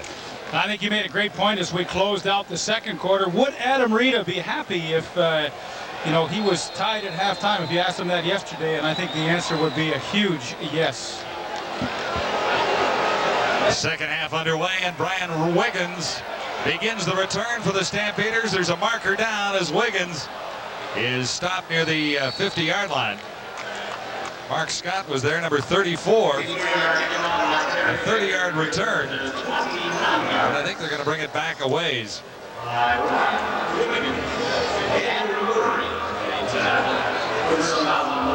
There were markers down as the Stampeders began the return. And the excellent field position the Stampeders had last week, they really haven't had terrific returns from their kick guys tonight. Does he look frustrated? Maybe a little. Well, the numbers tell you that he was 11 of 19 for 168. Really not a bad first half. No touchdowns on the board, which is a bit unusual. Danny Barrett, on the other hand, well, his numbers aren't nearly as high, and there's a reason for that. Ottawa was determined that they would try and run the ball tonight. Obviously, keep it on the ground, keep it away from Flutie, work time off the clock. So the numbers, although better for Flutie, really tell a significant story that Barrett hasn't had to throw the football that much, and that's a good sign. Ottawa Rough Riders like to run the football. So there are 2 penalties on this play, and that's why they're taking so long to decide exactly what's going to happen. 1 going each way. So here's the official announcement from Jake Ireland. We have a clip against Ottawa. That penalty is declined. We have an illegal block. Calgary number 51. First down. And where they spot the ball is what we're interested in right now. It's back at the 35-yard line. Wally Buono with a 53-21-1 record since becoming head coach of the Calgary Stampeders. Won the Grey Cup in '92, Coach of the Year 92 and 93. First down for Flutie and the Calgary Stampeders, beginning the drive at the 35. It's a tie ball game as the second half gets underway, 17-17. Flutie a little play action, and now looks for Alan Pitts, and he couldn't hang on. Rodney Thomas was covering on Alan Pitts. So Thomas has had a bit of an impact tonight.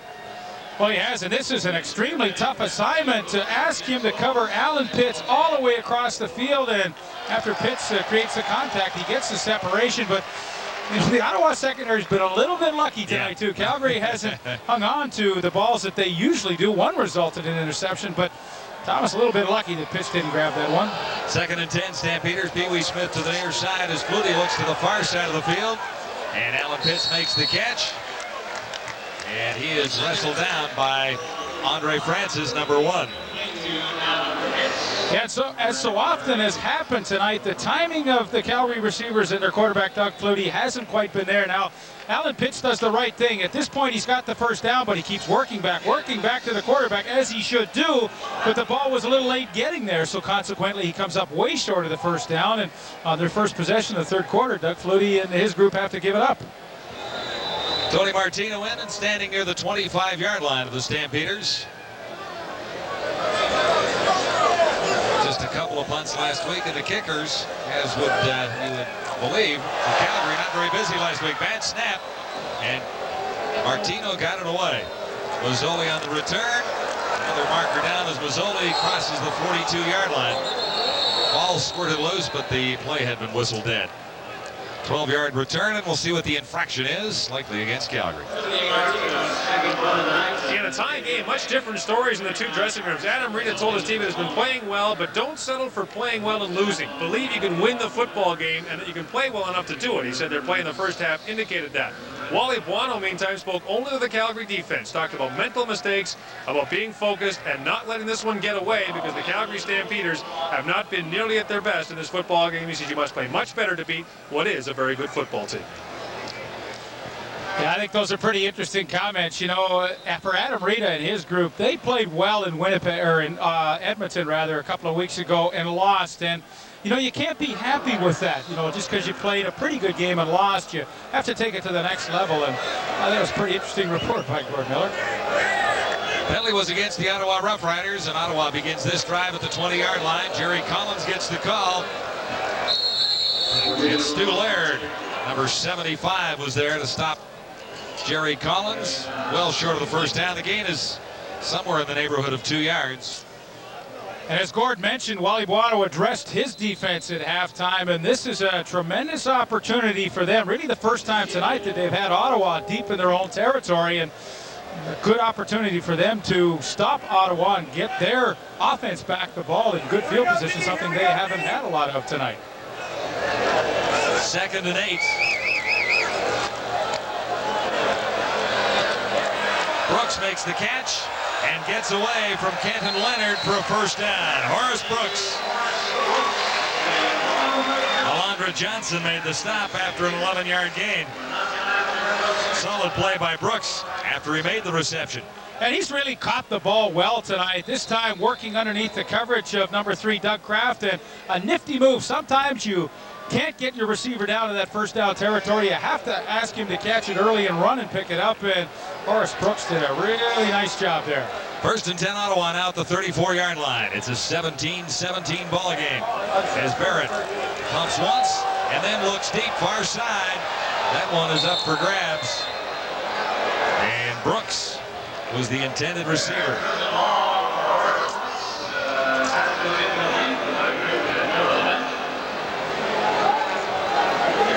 Brooks in for Stefan Jones, shaken up a couple of weeks ago, and as Leaf mentioned earlier, Riders really don't know when he will be back. Just to pick up on the Calgary defensive story, another problem is injuries. Matt Finley's gone to hospital for x-rays of a suspected broken foot. Will Johnson has a very badly pulled right hamstring, is staying in, but is only about 65% effective. Definitely a factor on 2nd and 10 for Ottawa. Barrett from the 34-yard line. Brooks can't make the catch. In fact, it's picked up by Douglas Kraft, stolen away from Horace Brooks.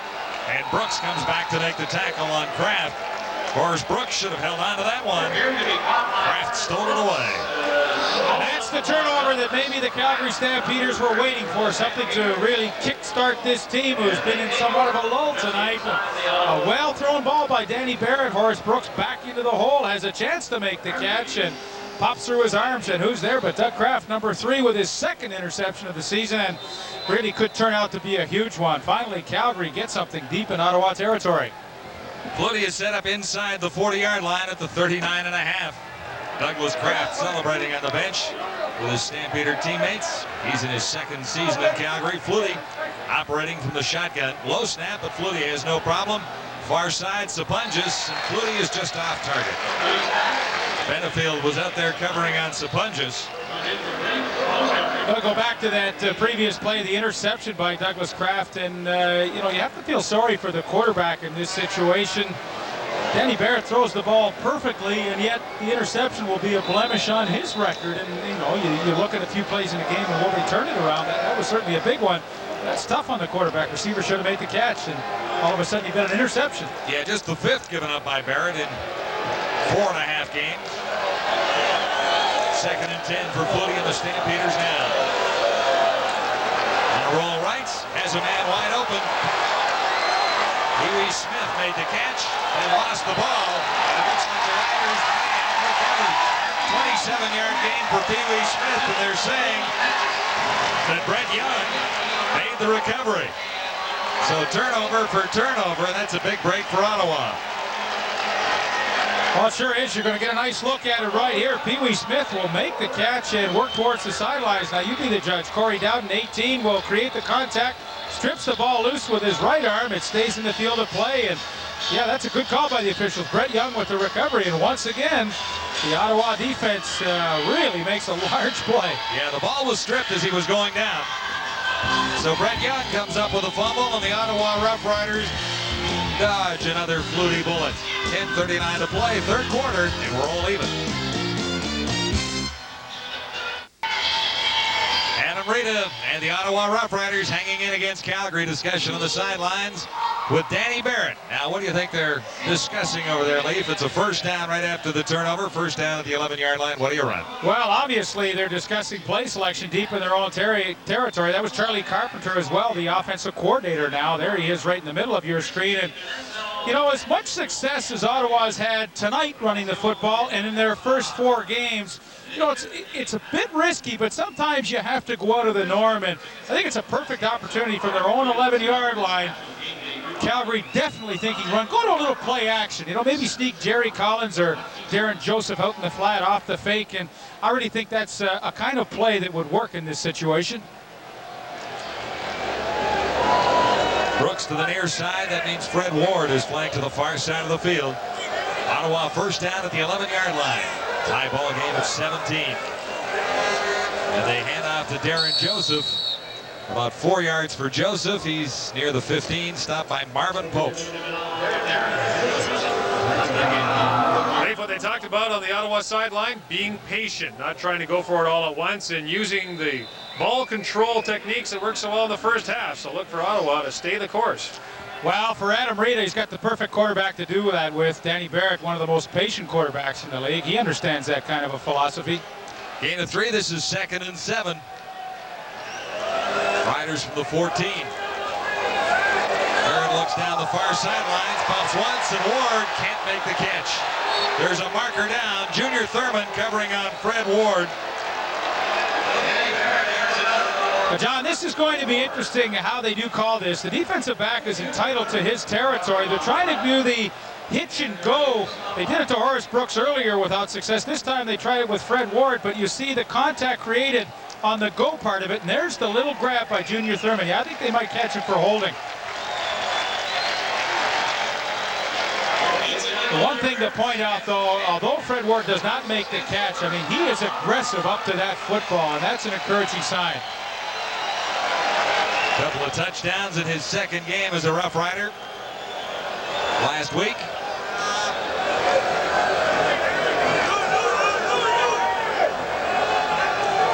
From the 35, first down for Barrett and the Ottawa Rough Riders. Barrett has to step out of bounds near the 40-yard line. Zizakovitz and Raymond Biggs had Barrett in their sights.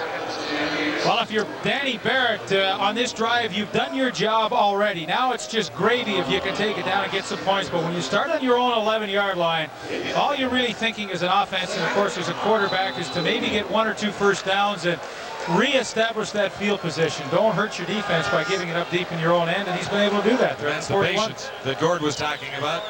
He overheard at the Ottawa bench, but now it's 2nd and 5. They've got a chance to add 1 more first down to this string. From the 41-yard line. Bird stands in over the middle. Nice catch. It'll be an Ottawa first down. As James Ellingson, who caught a couple early, grabs 1 in front of Raymond Biggs. Ellingson in the lineup, relieving Jock Clammy on the sideline. And the Duke has made some pretty solid catches tonight, working across the middle here inside Raymond Biggs, 44, who's in for Matt Finley. But that's stretching out and using your body to make a super catch. You know, that's rough territory for those slot backs to be in, but he was fearless as he came across the middle and made a fine catch. The Duke, in his 9th CFL season, had a pretty good run in Saskatchewan. That is definitely the prison photo right there. Have to get a new one taken. I think so. 1st and 10, Ottawa. Now at the 50-yard line. This is Darren Joseph. And Dean Noel is the other running back in the Ottawa backfield, with Jerry Collins out of the lineup, likely with some minor injury. And John, when you look at Ottawa's game plan tonight, and what it was to try and take as much time off the clock every time they had the ball on offense. We're almost to the midpoint of this third quarter, and I believe Calgary's only had the ball once on offense. Yeah, so that's the ball control. That's controlling the clock, and that's everything Adam Rita felt he had to do to stay in this ball game. Jerry Collins has an equipment problem, and Darren Joseph is the injured player right now, number 20. Here comes Collins back into the game. Yeah, Adam Rito went into the makeshift locker room they use out at the sidelines here and said, "Hey, Jerry, you better get out there. We got our other guy hurt. We need you." Yeah, it's tough to run the ball when one running back's hurt and the other's in the dressing room getting his equipment fixed up. And you know you have to run the ball against the Calgary Stampeders with an offense like this. 183 points scored so far in 1994, and that's almost 40 more than the BC Lions. A bit of a surprise that Ottawa's number 3 in that category. Not to the Rough Riders themselves, but I think to everybody else. It's a bit of a surprise. They picked up 40 in their first game against Shreveport, 21 against Edmonton. And we'll get Mr. Joseph up and on his feet here. Take a quick timeout on CFL Live with a score even at 17.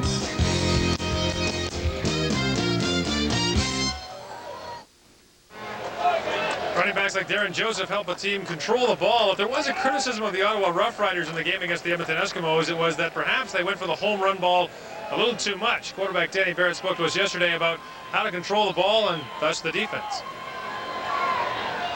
I think we have to really concentrate on ball control like we've done.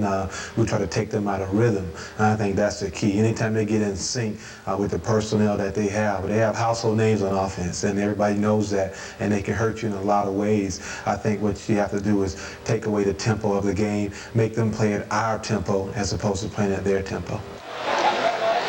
Well, I think that's an extremely interesting point. Play at our tempo. And there's no question that Calgary has played at Ottawa's tempo so far in 2.5 quarters of play. Back to the live action. It's 2nd and 8. Ottawa. Barrett with time behind Ward, but he made the catch. Ward, a great run after making the catch as he gets all the way to the 38-yard line before Greg Knox, the Stampeders safety, made the tackle, a 19-yard gain. Aggressive running by Fred Ward. Aggressive running and aggressive move to the football by Fred Ward. The ball not really well thrown by Danny Barrett behind Ward, but watch the effort. High and behind him, and more often than not you get corked when you come across the middle, but Ward hangs on, and with some pretty nifty running, turns that into a nice game. But you have to be impressed with how he will make his moves towards that football, and when it's in the air, he's saying it is mine and nobody else's. The drive began at the 11-yard line. And the Ottawa Rough Riders have taken a little time off the clock. Now 6:57 remaining in the third quarter, and the Rough Riders have controlled the third quarter for the most part.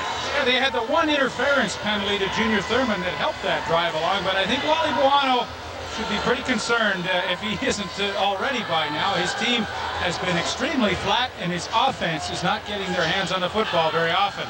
Yeah, more concern now for the head coach of the Stampeders, Wally Buono, with Marvin Pope shaken up and heading to the sidelines. Matt Finley is already out of the game, so that means Roger Reinson, number 31, a rookie in the Stampeders scheme out of the University of Calgary, comes into the game.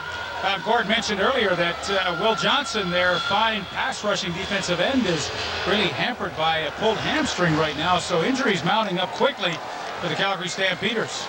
The Ottawa Rough Riders came into this game with 5 key starters out of the lineup. The Stampeders had only 1 injury. But they're getting close to even here now. I asked Big Daddy Marvin Pope before the game, Big Daddy, what are you tipping the scales at these days? And did he answer? No, he wouldn't tell me. He's listed at 260. I think he might be a tad over that. First and 10, Ottawa Rough Riders now at the Calgary 38. Impressive drive for Danny Barrett. He pulls it down and takes off. That was his idea all along, and that'll be another Ottawa Rough Rider first down. Will Johnson got over to make the tackle. Well, Danny Barrett's used this play with success tonight. The linebackers go that way, they go out here, and as he runs the draw, it's a design play because he knows there's nobody in the middle of the field. All he has to beat is Shreko Zizakovic, 96, and Herb Dame in the center does a nice job turning him to the outside. Good-looking offensive play. Now at the 27, first down Ottawa. It's a tie ball game at 17. The Rough Riders and the Stampeders. Barrett, man open over the middle, and Mazzoli couldn't make the catch. Alondra Johnson, number 51, knocked it away, and Mazzoli looked to be open for a split second. You know, as Danny Barrett and his team look at their season, you know, if they continue to play as well as they're playing right now, they may say this game might have been the turning point in their maturity process. And I thought Jack Climby had an interesting comment at halftime. Hey, he says, we know we can compete with these guys. The fans may not yet, but we know in our minds they can, and so far they are. Horace Brooks to the near side, Fred Ward to the far side of the field for second and 10 Ottawa. Calgary 27-yard line. Barrett under the cover for Jerry Collins. Leonard came up, but Collins hadn't made the catch anyway. So it's third down. The drive stalling near the 27. And although they didn't pick up the first down and will not move it in for a touchdown, a true tip of the hat has to go to Danny Barrett and his group. As we showed you a few plays ago, but this began on their own 11-yard line.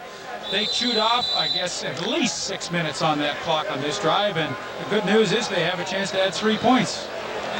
Baker will have it spotted near the 34-yard line, and Mazzoli wondering about that catch, but it looks like the quarterback has forgiven him. Actually, there was decent coverage on Mazzoli. Baker is up, and the Ottawa Rough Riders have the lead once more. 34-yard field goal by Terry Baker. And folks, the Ottawa Rough Riders are giving the Stampeders everything they can handle it. Lions down tonight is 20-17 on CFL Live. Games are available through all Ticketmaster outlets. Information or tickets, call 055. Well, that is an interesting story right there, and a lot of that extra time of possession came on that drive that Calgary just had to score those 3 points. A big reason why they have the lead at this point. 6 receivers in for Flutie. He'll use the shotgun. Now he brings Stewart back into the backfield and looks over the middle, just off the mark. Flutie has not been quite on target, and Will Moore is just inches away from that one. And Ottawa's defense is shuttling in a lot of different people, and it's giving Flutie a lot of different looks to look at. That time Will Moore could not hang on, but on first down they only went with 2 down linemen, 4 linebackers, and 6-7 defensive backs. Now on second down they bring the extra lineman in, take a linebacker out, so they're giving Flutie lots of different things to think about. Second and 10, Stampeders, Calgary 35. Flutie shotgun, tries to get back in a hurry and stands up, has a man wide open, far side of the field, plenty for the first down. As Brian Wiggins is forced out finally near the 45. And I think that's one thing that Doug Flutie is going to have to be content to do, throw underneath the coverage of the Ottawa Rough Riders. It's very difficult to get the ball in deep downfield, but let some guys clear out, and as Brian Wiggins that time did, just hang on the sidelines, and Flutie can get it to him easily and let him run with it. Coming into the game, Wiggins had 14 receptions for 151 yards, 1 touchdown. Big first down for the Stampeders there for Wiggins. Far side, it is Alan Pitts, and he's very close to a first down with penalty markers after that. Corey Dowden was covering, and he's pleading his case. And he will get a penalty, and rightfully so. You're going to see the reception by Alan Pitts, and as he goes out of bounds, I'm sure he is out of bounds when Corey Dowden will make the shot in the back from behind. And no, it's kind of a dumb penalty right there. You're not going to take Pitts out of the game, so why take a shot like that and jeopardize your team? Played so well. Don't let Calgary back in him with penalties. Down the fifth receiver or the fifth defensive back, sixth defensive back for the Ottawa Rough Riders. Coming in on certain situations, and he likely wished he was on the sidelines for that one. Here's Flutie standing in, first down, and he has Alan Pitts. Pitts to the 15-yard line. Pinned there by Patrick Burton. Rodney Thomas was also over to help make the tackle. Ottawa leading 20-17, but the Stampeders can do no worse than even from where they are now, I'm Alan sure. Pitts, recognizing the zone coverage, just sits down in the open hole, and when Flutie steps up into the pocket, he finds him easily. And this looks more like the Calgary offense that we've seen for the last few weeks. A yard short. This will be 2nd and 1. Flutie converts himself. It'll be first down. Stampeders at about the Ottawa 11.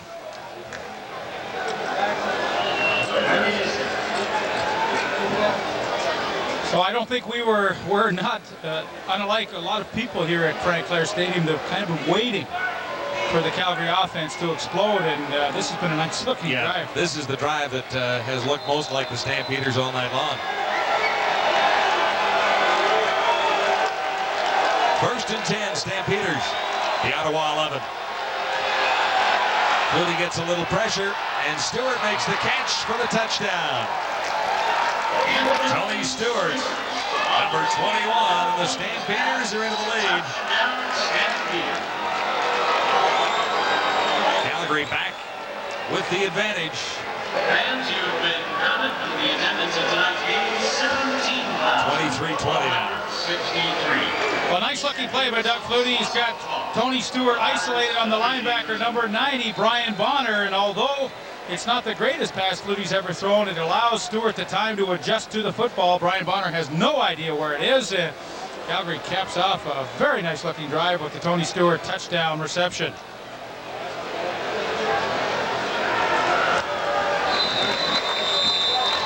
And it's now 24-20, Stampeders by 4. And here you get a great look at what kind of pressure you can put on a linebacker. Here's Tony Stewart here, and here's number 90, Brian Bonner here. Now Stewart gets out there initially. Bonner has pretty good coverage, but you watch Stewart will come around and make the nice catch, adjusting to the football. But, boy, that's a tough assignment to ask your linebacker to stay with a speedy defensive back. You see here, right there, Bonner's head. He's got no idea where the ball is. Stewart comes around and makes the nice touchdown reception. So not only is Tony Stewart really making nice contributions with Calgary's running game this year, he's turned into a very dependable receiver out of the backfield. Yeah, just one more receiver for the Calgary Stampeders, just what they need when they've got Sapungis and Pitts and Smith and Moore and Brian Wiggins. I always kid Doug Flutie when I see him. I said the toughest part of your job is to keep all those guys happy. Yeah, absolutely. They tell me this Vince Danielson, who we haven't seen tonight, number 88, a rookie on the team, has pretty good hands too. This is Burke on the return for the Ottawa Rough Riders. Into traffic at the 30. He escaped from that and made it to the 34-yard line.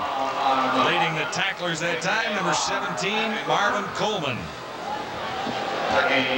Here's the problem for the Ottawa offense. Injuries to running backs. Jerry Collins has dinged ribs, is wearing a flak jacket, will stay in. Oxley has a bad ankle, likely won't be able to return. And Darren Joseph also has a bad leg and is unlikely to return as well. So Ottawa, which likes to control the ball, having trouble with having people to get the ball too. That leaves Dean Noel, number 33, as far as I can figure, for the extra running back. And he's in there. Yeah, number 33. We'll watch for him now. First down, Ottawa, as Barrett comes to the near side. Horace Brooks the catch. He has a first down. Douglas Kraft got to Brooks and forced him down. Pretty nice play by number 2. Well, John, if you look at turning points or a series of events that may lead to the outcome of a game, this might be it. The scoring drive the Calgary Stampeders put together. 6 plays, 75 yards. Only took them 2 minutes and 41 seconds. Tony Stewart on the lovely 11-yard touchdown reception. First and 10, Ottawa at the 48. Calgary leading by 4. Barrett over the middle. And Dean Noel made the catch. There's a penalty marker down. And the hit was supplied by number 91, Marvin Pope, who was the defensive player of week 2 in the CFL. Let's see what the infraction is. It looks like it's going against Ottawa, and that would be holding. Holding. Ottawa number 64. Repeat first down. I think he might mean the center. Number 54, Irv Damon. That's a tough break for Adam Rita and his group. You know, Calgary's come alive, taken the lead, and now the supreme test for Ottawa is how do they react to this? They know they're in tough, but now a penalty puts them in an awful situation. Yeah, 1st and 20, back now inside the 40-yard line. Pressure will come on Barrett now. He got away from Johnson. And fired to nowhere, really. The Duke was in the area, but it was well over his head. And Barrett knew he didn't have much hope on that play. No, he didn't, and the pressure was really coming from Alondra Johnson, 51. Watch how he goes up and over the block, or the attempted block of Jerry Collins. And then the heat is really on Danny Barrett to get rid of that football quickly. He doesn't have a receiver, so he just throws it away to make sure of no interception. But Alondra Johnson, with some of his teammates hurt, has really picked his level up a notch. 2nd and 20 now. 58 seconds left, 3rd quarter. Calgary leading by 4 at 24-20.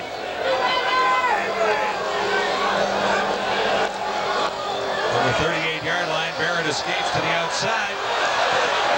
And there's not enough time to get the first down. Chased out by Marvin Coleman. You know, some teams have trouble playing a zone defense when it's 2nd and 20 and they leave too many open areas, but Calgary is a team that does it so much. They're extremely good at it. That time there was nothing open for Danny Barrett to try and squeeze the ball in downfield, so he had to run with it. Now they have to give it up, and really what I thought was a key series on offense for Ottawa. They weren't able to come through, and once again the dangerous Doug Flutie is going to get it back, and he has a 4-point lead. Yes, right now, deep for Calgary. Smith and Coleman, and Baker stands at his 31-yard line. Stampeders have not had the big return so far tonight. Well, the tough part about playing against Calgary is you just never get any breathing room. You know, your back seems to be against the wall all the time, and obviously Terry Baker's going to let the clock run out here. He's a player short, and rather than take a chance of a block punt, he does the smart thing. 5 yards really doesn't mean a lot here, but against Calgary, I mean, there's no easy points in the game. It's pressure on top of pressure, and boy, that could really wear on you after a while.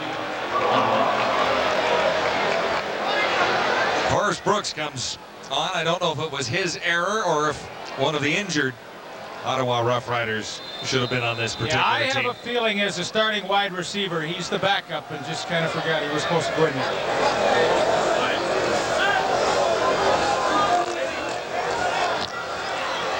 Baker's kick is not deep, taken by Coleman on the run, and he's grabbed by the first guy upfield, and that was Dean Noel. There's a marker down.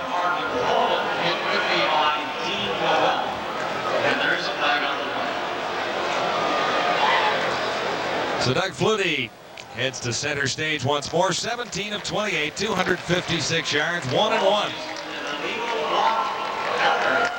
Stampeders called for an illegal block, so that'll chase Flutie back to the 35. Well, pretty ordinary numbers for Doug Flutie tonight, and I think Ottawa can be unhappy with the amount of yardage they've given up. Gord talked about his frustration in the first half. He has settled things down a little bit in the second half and engineered a very impressive drive for 1 touchdown to get back into the lead. We'll see what he can do here, beginning at the 30-yard line. 1st and 10, Stampeders.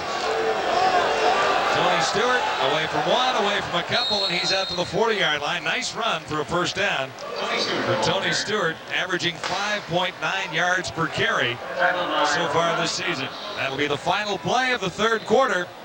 Calgary first down when we return to Frank Clair Stadium in Lansdowne Park. Stampeders have the lead by 4 on CFL Live.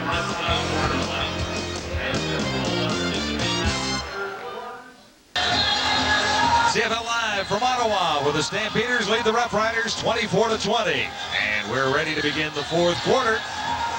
It was not quite a Calgary first down, as I mentioned. It'll be 2nd down and inches for the Stampeders at the Calgary 40-yard line.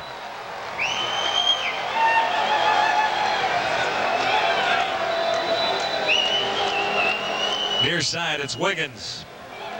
Number 80.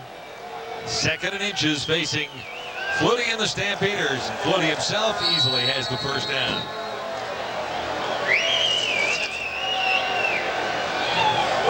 The numbers through three quarters favor the Stampeders in several areas, like net yards, 336 to 248. Time of possession belongs to the Ottawa Roughriders, and Adam Rita said he had to have the football to win this game. He's still in a position to pull it out. Well, I think after three quarters, they have to be very happy with their position now. You know, it's up to the defense to try and crank it up a little bit and for their offense to contribute, but it's a tough assignment. First and 10 for Flutie and the Stampeders at the 42. Man open wide over the middle. It's David Sapunjas, and he has the first down. Stopped short of the midfield area, but there is a penalty marker down.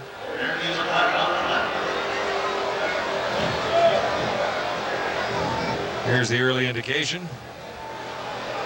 What did he say? Now, Wally's had happier nights the last three games he's played in 1994. Eligible receiver, number 25. Yeah, an eligible receiver. Seems too many guys up in the line of scrimmage, and somebody put somebody offside, probably Sapunjas, who caught the ball. And another penalty. Obviously, Calgary has not been sharp tonight. Penalties have hurt them, hurt their drives, and well, you talk about breaks for Ottawa. That was a pretty large one. Yeah, now first and 20 back to the 32. Opportunity for the Ottawa defense. Flutie has his receivers covered. He's scrambling back there, looking for someone open, and he finds a receiver at the 50-yard line. Quickly covered by Dowden is Dave Sapunjas. He needed 20. Sapunjas got him 18. Solid receiving core for the Stampeders. Yeah, that's the frustrating thing on defense. You know, you do a good job flushing Flutie finally out of the pocket, but how long can you be expected to stay with guys like David Sapunjas? And he even came up with a tremendous catch, but that went for about 4 or 5 seconds. Second and 2, and Stewart has the first down easily across midfield. Jesse Small made the stop on Stewart, number 50. And that's a very disheartening conversion for the Ottawa defense to have Calgary first and 20, exactly where you want them, and bing, 2 plays later, they still keep this drive going. Yeah, they're across midfield now. Well, Ottawa just going with 2 defensive linemen, 4 linebackers, and 6 defensive backs, and they're sacrificing pass rush for coverage. And it didn't work as Pitts makes the catch and turns the corner. Alan Pitts is inside the 30-yard line. Rodney Thomas made the tackle, and Pitts ran into one of his fellow receivers out there going down. Will Moore. And this is what happens when you don't rush a lot of people, and Flutie has all day to throw. A little subtle push-off by Alan Pitts, and he is completely alone across the middle of the field. Pretty spectacular ending to this play as he gets hit and up and over by 23 Brett Young. Right over Moore. 4 receivers to the left side. Flutie the shotgun. First down at the 30. Quarterback draws. Flutie escapes. He's inside the 20-yard line. Finally slowed by Clatney. And Brett Young, number 23. And that's a good call against a defense that he knows are rushing only 4 people, because all he needs to do is get past the first wave and everybody else is dropping off, and he has plenty of room to run with the football. 9 yards for Doug Flutie, 2nd and 1 for the Stampeders at the Ottawa 20. 24-20, Calgary in the lead. Stewart out for the first down. Off left tackle. Ball squirted loose, but Mark Scott was in on the tackle. Rocco got a little angry last week in the BC game and was ejected for a little scrape he had with Ford.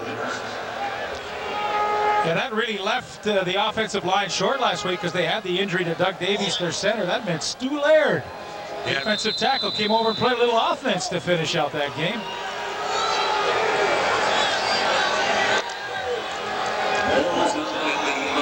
Yeah, another solid night for Pitts. He's been over 100 yards 3 times already.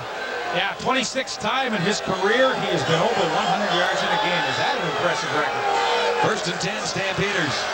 Flutie looks to the end zone. Turning back there was Pitts, and Flutie was a little off target, or expecting Pitts to go a little quicker to the out.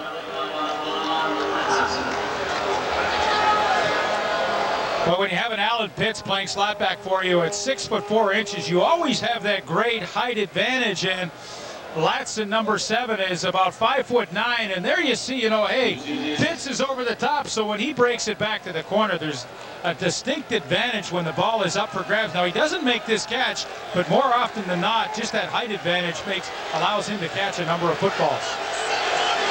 Second and 10, Stampeders at the Ottawa 17. Calgary leading by 4. Flutie with a shotgun.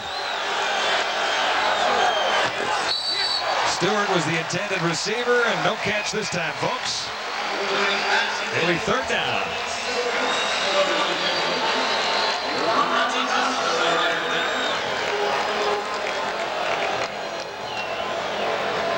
Yeah, the frustration really mounting for Doug Flutie. He had a chance to really take control of this football game. It hasn't been a oil painting on offense for them tonight, but still they've had a chance to control this game and now put it away. But a drop ball there by Tony Stewart, and Flutie's had tons of time to throw, so protection's been great, and he is frustrated, and the fact that McLaughlin has to come in for a field goal.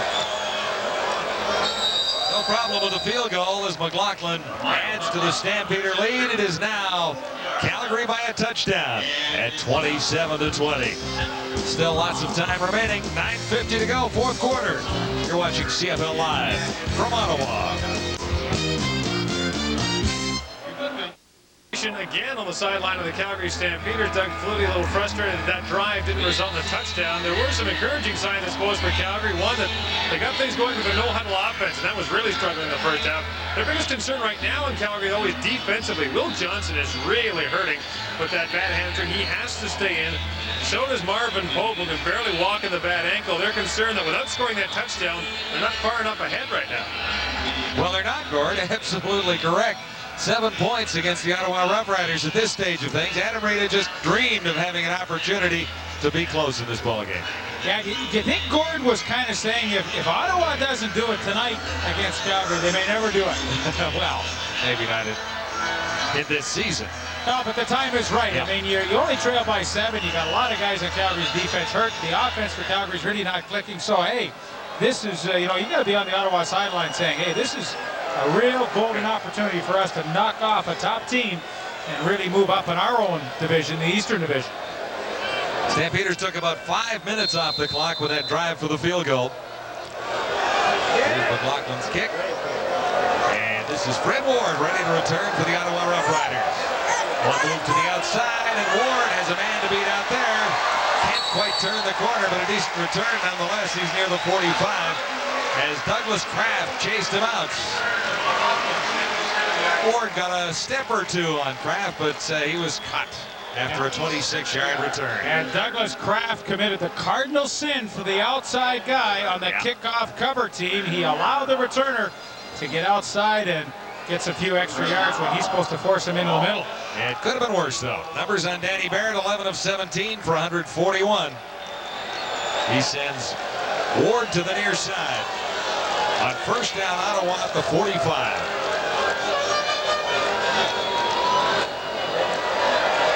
Good fake by Barrett. Looked like he might have been thinking of taking it himself all the way. He's out near the 53-yard line with Kenny Walker in pursuit. And Adam Rita has a game plan going. Whether or not he'll be able to finish it off is the other part of the story, I guess. And that's the offensive system they call the Sally Ran, where they fake the counter trap, and Danny Barrett has the option to hand it off to the back or keep it himself if he doesn't feel pressure on the outside. That time he chose to beat it. He only had one guy to beat on the outside, and it was a good decision by Barrett.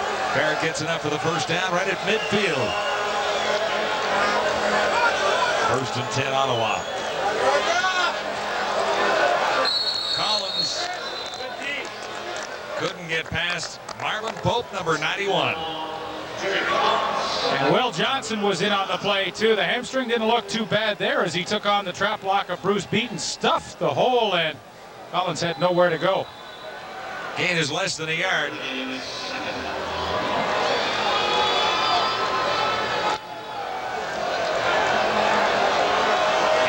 2:41 to play. It's Calgary leading by a touchdown at 27-20. Second and long, Ottawa. Barrett has time, looks down the sidelines for Ellingson, not quite.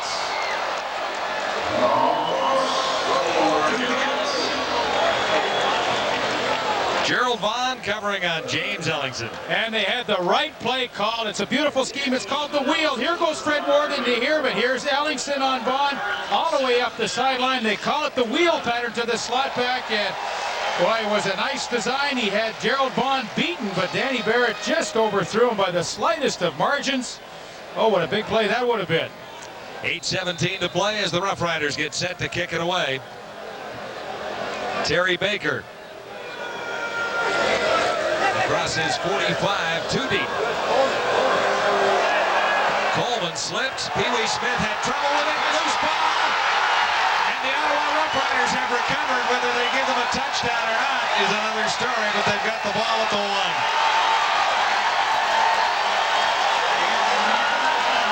Anthony Bailey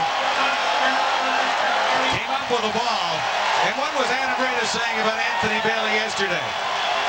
Well, he said we got to turn them loose on special teams and go down there and be the arrow, make something happen. And boy, does he ever, as Pee Wee Smith makes a horrible decision right here.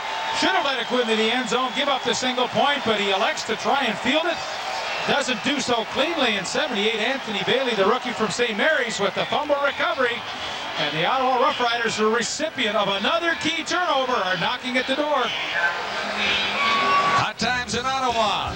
The Rough Riders first and goal to go from the 1. We have to take a timeout here, but we'll be back to CFL Live from Ottawa. One more look at a costly miscue for the Calgary Stampeders. Well, you see Marvin Coleman slip right here, and now Pee Wee Smith's got to bite the bullet and let it go in the end zone, but for whatever reason, he thinks he can field the ball. He can't do it, and what a break for Ottawa. Boy, sometimes you need them when you're kind of the underdog in a game, and they got a huge one here. Yeah, kind of the underdog. It is first and goal to go. Rough Riders trailing by a touchdown to the Calgary Stampeders, and now within a point. Ottawa Rough Riders, Danny Barrett, the touchdown. 7:35 to go. I guess Barrett's going to save that.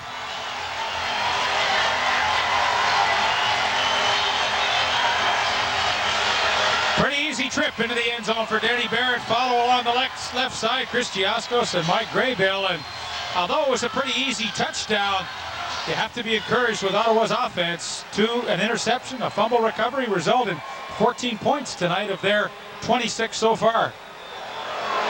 Terry Baker to tie things up for the Ottawa Rough Riders. It's all even. 27-27.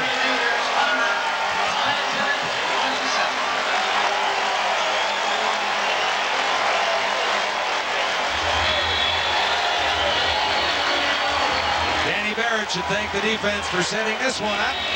Yeah, this could be the play of the game. You never know. There's been a lot of them here, but as Coleman slips right here, let it run a little bit. And, you know, as a defense, or as a punt returner rather, when you get inside your own 5-yard line, now stop it right now. Hey, here's Pee Wee Smith on the 5-yard line, and there's great coverage coming. You've got to bite the bullet, use your head, let it go in the end zone. A single point at this stage means nothing. You come out to the 35-yard line, you still have a 6-point lead. He coughs up the ball, and all of a sudden the Ottawa Rough Riders are right back into a tie game. You hate to see it. Pee Wee's a great player and has made enormous contributions to this team over the years, but that was just not a smart one. Nobody knows better than him, too. So Doug Flutie will get the ball back after the special teams for the Ottawa Rough Riders came up with a recovery at the 1-yard line. As you mentioned, it's a couple of touchdowns as a direct result of Calgary turnovers. John, I remember when I used to return punts, the cardinal rule was if you get back inside your 5-yard line and it's going to go into the end zone and the point doesn't mean a whole lot, let it go in there. I like to let it go in there in those days because there's no blocking on kicks. You played that long ago? My gosh.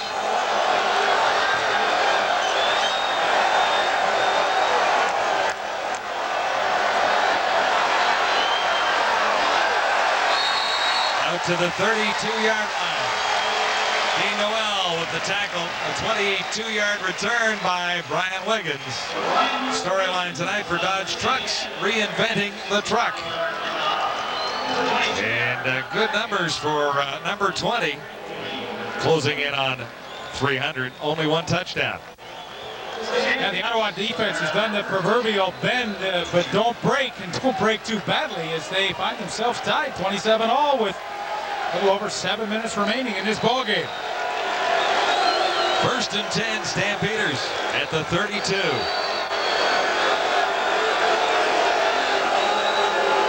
Bad snap. Flutie has to chase it back to the 15. Here's the heat, and Flutie is down at the 10-yard line. Benefield was through. Jamie Crysdale, the center, a 22-yard loss. Doug Davies, the regular center, is on the injury list. And maybe some unfair pressure in the heat of the battle to put Jamie Crysdale in, making him fire it back in the shotgun formation. The bad snap results in the Ottawa sack. Ottawa only going with one down defensive lineman and coming with some linebackers to confuse the blocking schemes. Benefield came free, and that is enormous. 2nd and 31. Stampeders back at the 10.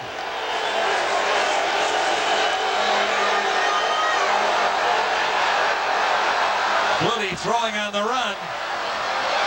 Wiggins made the catch, and he's to about the 35, but at least 7 yards short. Stopped by Rodney Thomas. Looks like about a 25-yard gain. So Flutie got some back, and that'll help field position. But the Ottawa defense was very willing to let Wiggins you can have 25 yards. Sure, yes, why not? sir.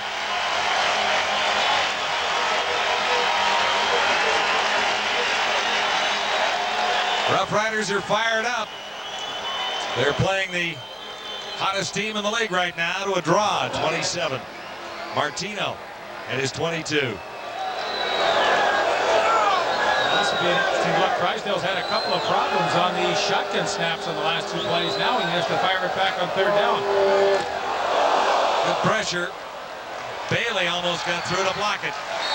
And Horace Brooks took it on the run, and the Rough Riders begin at the 55. All even at 27. This is CFL Live from Ottawa. Hope you're enjoying the show.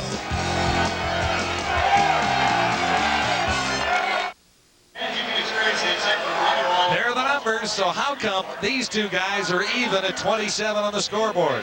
Well, defense has been a huge story for the Ottawa Rough Riders. A couple of turnovers, and the running game, as we indicated in the opening, that might be the difference in the game, has worked very well for Ottawa. They've taken a lot of time off the clock with it. Rough Riders with a 1st and 10, 5:14 to go. Ottawa set up right at midfield. As Barrett hands off to Jerry Collins, number 25. And Lubo, second half of the Flying Zivakovic brothers, is in to make the tackle. Lubo and Sreko, number 96 and number 98. And this is where the Ottawa defense really has to bear down. It's 27-27. They have the ball in Calgary territory. They need a 1st down because this is their opportunity to at least get a field goal and get the lead. They have to bear down right here.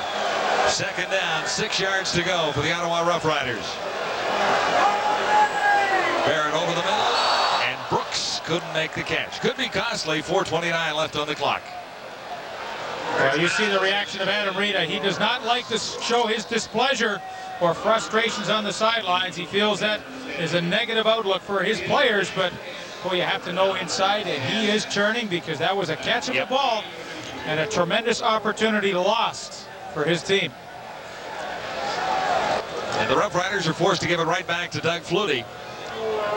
1 man deep, Marvin Coleman. Terry Baker's done a heck of a job this year at aiming that ball towards the sidelines and pinning teams deep in their own territory. And I have to think at this stage of the game, this is exactly what he's going to try and do. A little tougher, though. He's in the middle of the field. Yeah, Baker's standing at the 45-yard line. A nice snap. He pulls it down easily. For Coleman. And Dowden in the area.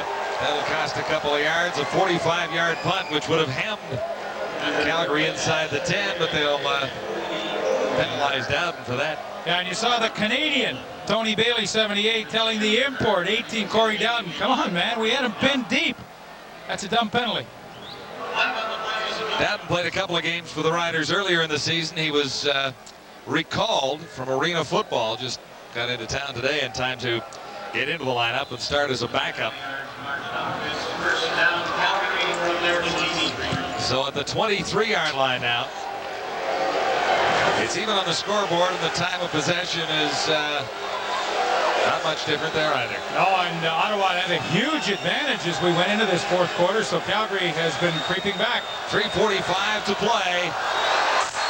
And Stampeder receivers have not held on to the ball for Doug Flutie tonight. Will Moore had his mitts on that one, and might have been a tough catch, but it was, again, a catchable ball. It really was, and you know, the frustration for Doug Flutie has been mounting and mounting throughout this game. He likes to go deep, go over the top, but Ottawa has played a very disciplined defense that has forced Wally Buono's offense to go underneath.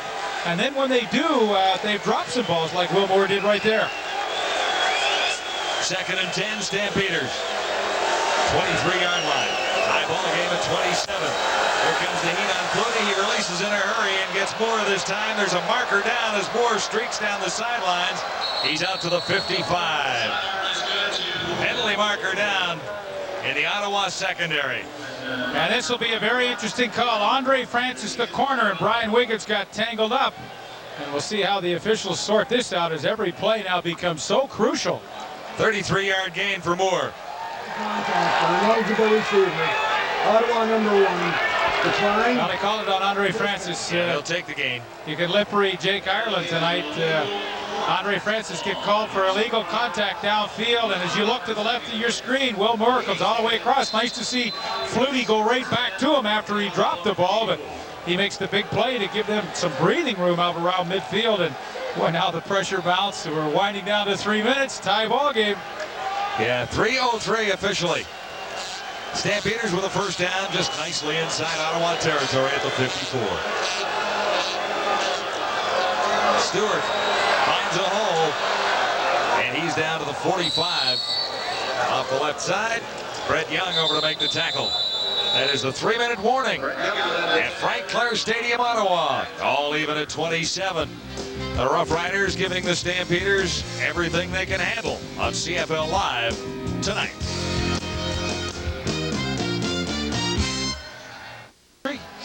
2:46 to play here in Ottawa with Doug Flutie in control of the Calgary offense.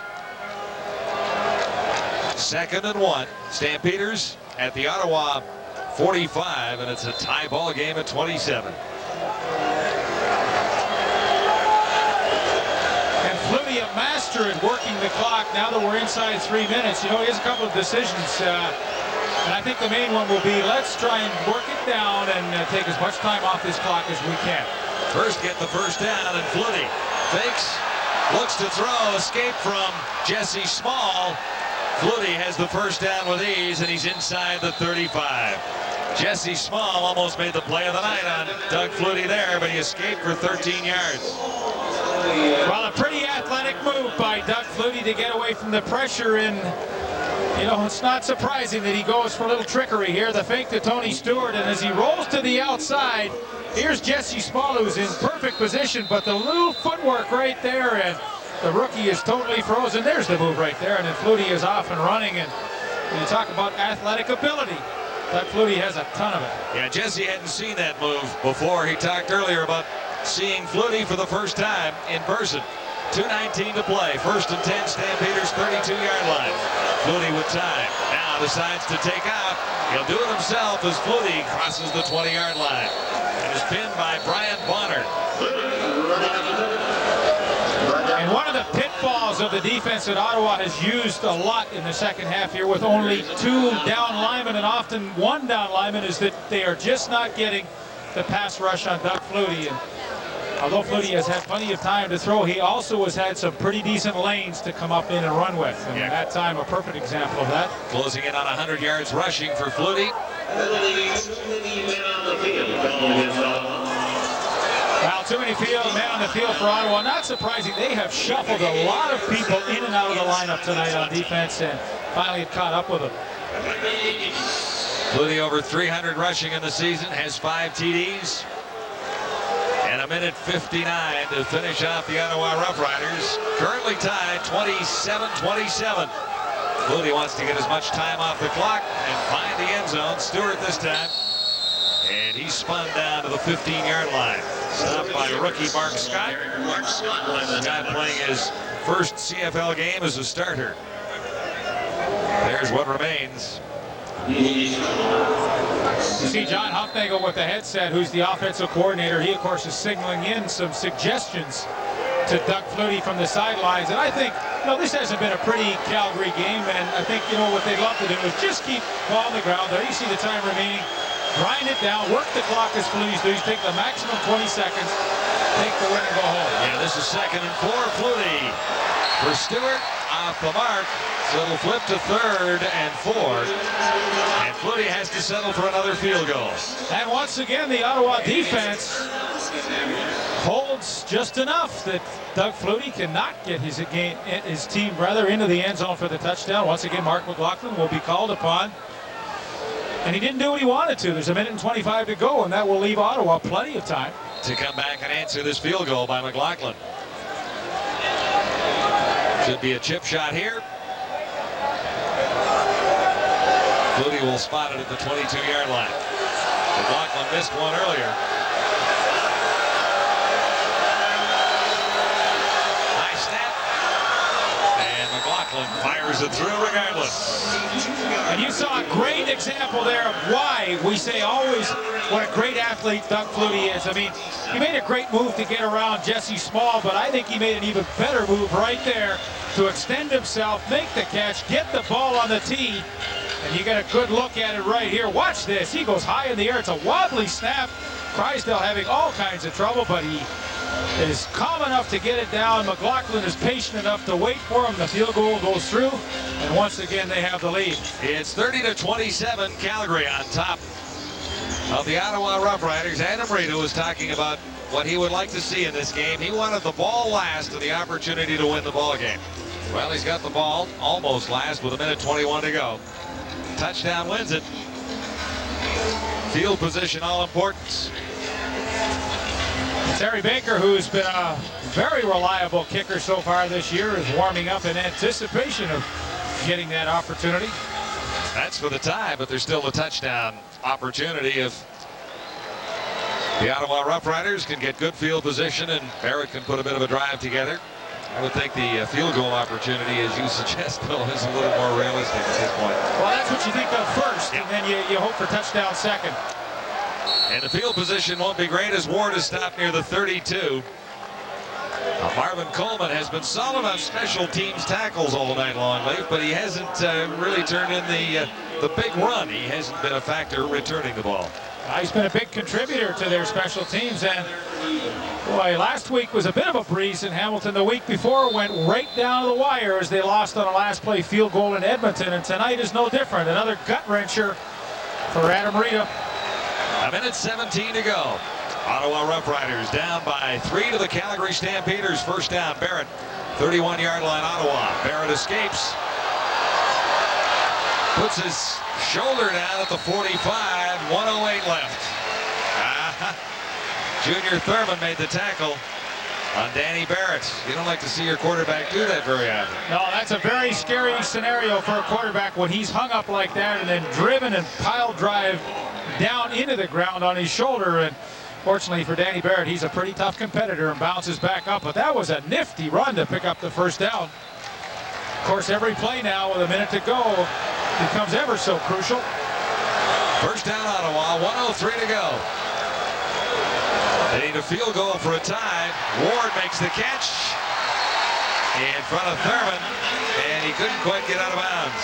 Yes, solid catch, but he just couldn't fight his way out of bounds, and Thurman was thinking the same thing. And as Ward makes the solid catch on a simple hook pattern, Thurman says, hey, I'm going to keep him in bounds, so that clock will start. Yeah, smart play by Thurman. 46 seconds now. First down, Ottawa. Inside midfield. Collins number 25, hit by Marvin Pope. And Baker with a chance for the tie, perhaps.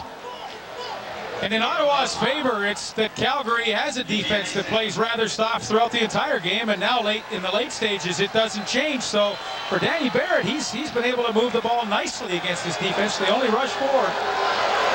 39 seconds left and Barrett is down. Zizakovic was there, number 96. That's Shreko Zizakovic. And all of a sudden the field goal range is dwindling, a loss of 8 yards. And it took almost 60 minutes of play, but the Calgary Stampeders finally get their first sack of the ball game. And Shreko Zizakovic with the enormous defensive play. And just what I said, they were only rushing 4 people. The 4-man rush comes up with the big play.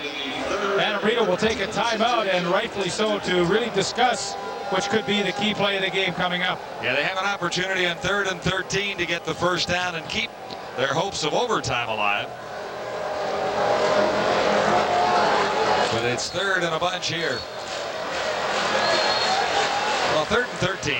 Options are down a little bit when you're looking at the clock and looking at what you have to do. This has to be a first down play. I think what they probably talked about on the sidelines, Charlie Carpenter, the offensive coordinator, says, hey, 2nd and 13, you have to anticipate zone defense. A 4-man rush, the linebacker's getting a deep drop, so whatever kind of patterns you can work best against, usually the hooks or the ins, those are the types of things that might be successful. Here it is, play of the game for the Ottawa Rough Riders on 3rd down.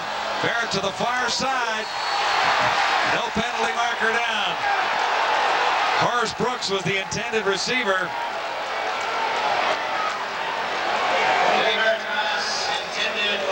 Douglas Kraft makes the big play to come over and knock that ball loose. And this isn't a knock on Danny Barrett, but the throw from one hash mark to the wide side of the field, the out.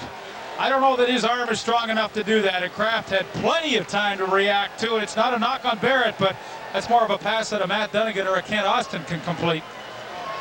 So it just drifted away from the Ottawa Rough Riders. Stampeders will celebrate the victory, but it'll be a long day in the film room whenever they get back to Calgary, I would think.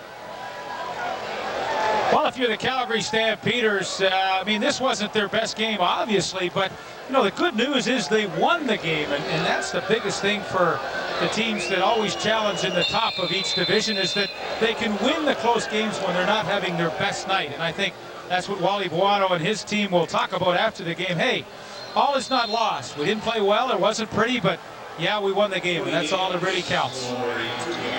There's no room in the standings for pictures or descriptions. No, it's like a golf cart, isn't it? Absolutely. You know, you put down a 3 or you put down a 4, but no explanation. I put down more 6s, but... Well, Calgary are going to put down 2. Yeah, 2 points. Stampeders will take over top spot in the CFL West with a 4-1 record, breaking a logjam.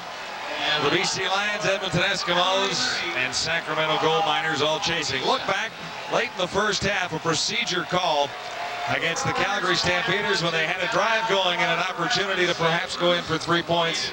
They gave up the ball there. Calgary came back and got a field goal. Well, there's only a few plays in each game that seem to decide the outcome, and tonight you could pick a number of them. Wally Buono will take the victory. Tough loss for Adam Reedham and his guys, but you have to be impressed with their, what I would call, pretty gutsy performance as well. Turning points and more coming up as we continue on CFL Live from Ottawa. Wally Buono and the Calgary Stampeders hang on for a hard-fought victory over the gritty Ottawa Rough Riders. 30-27 the final.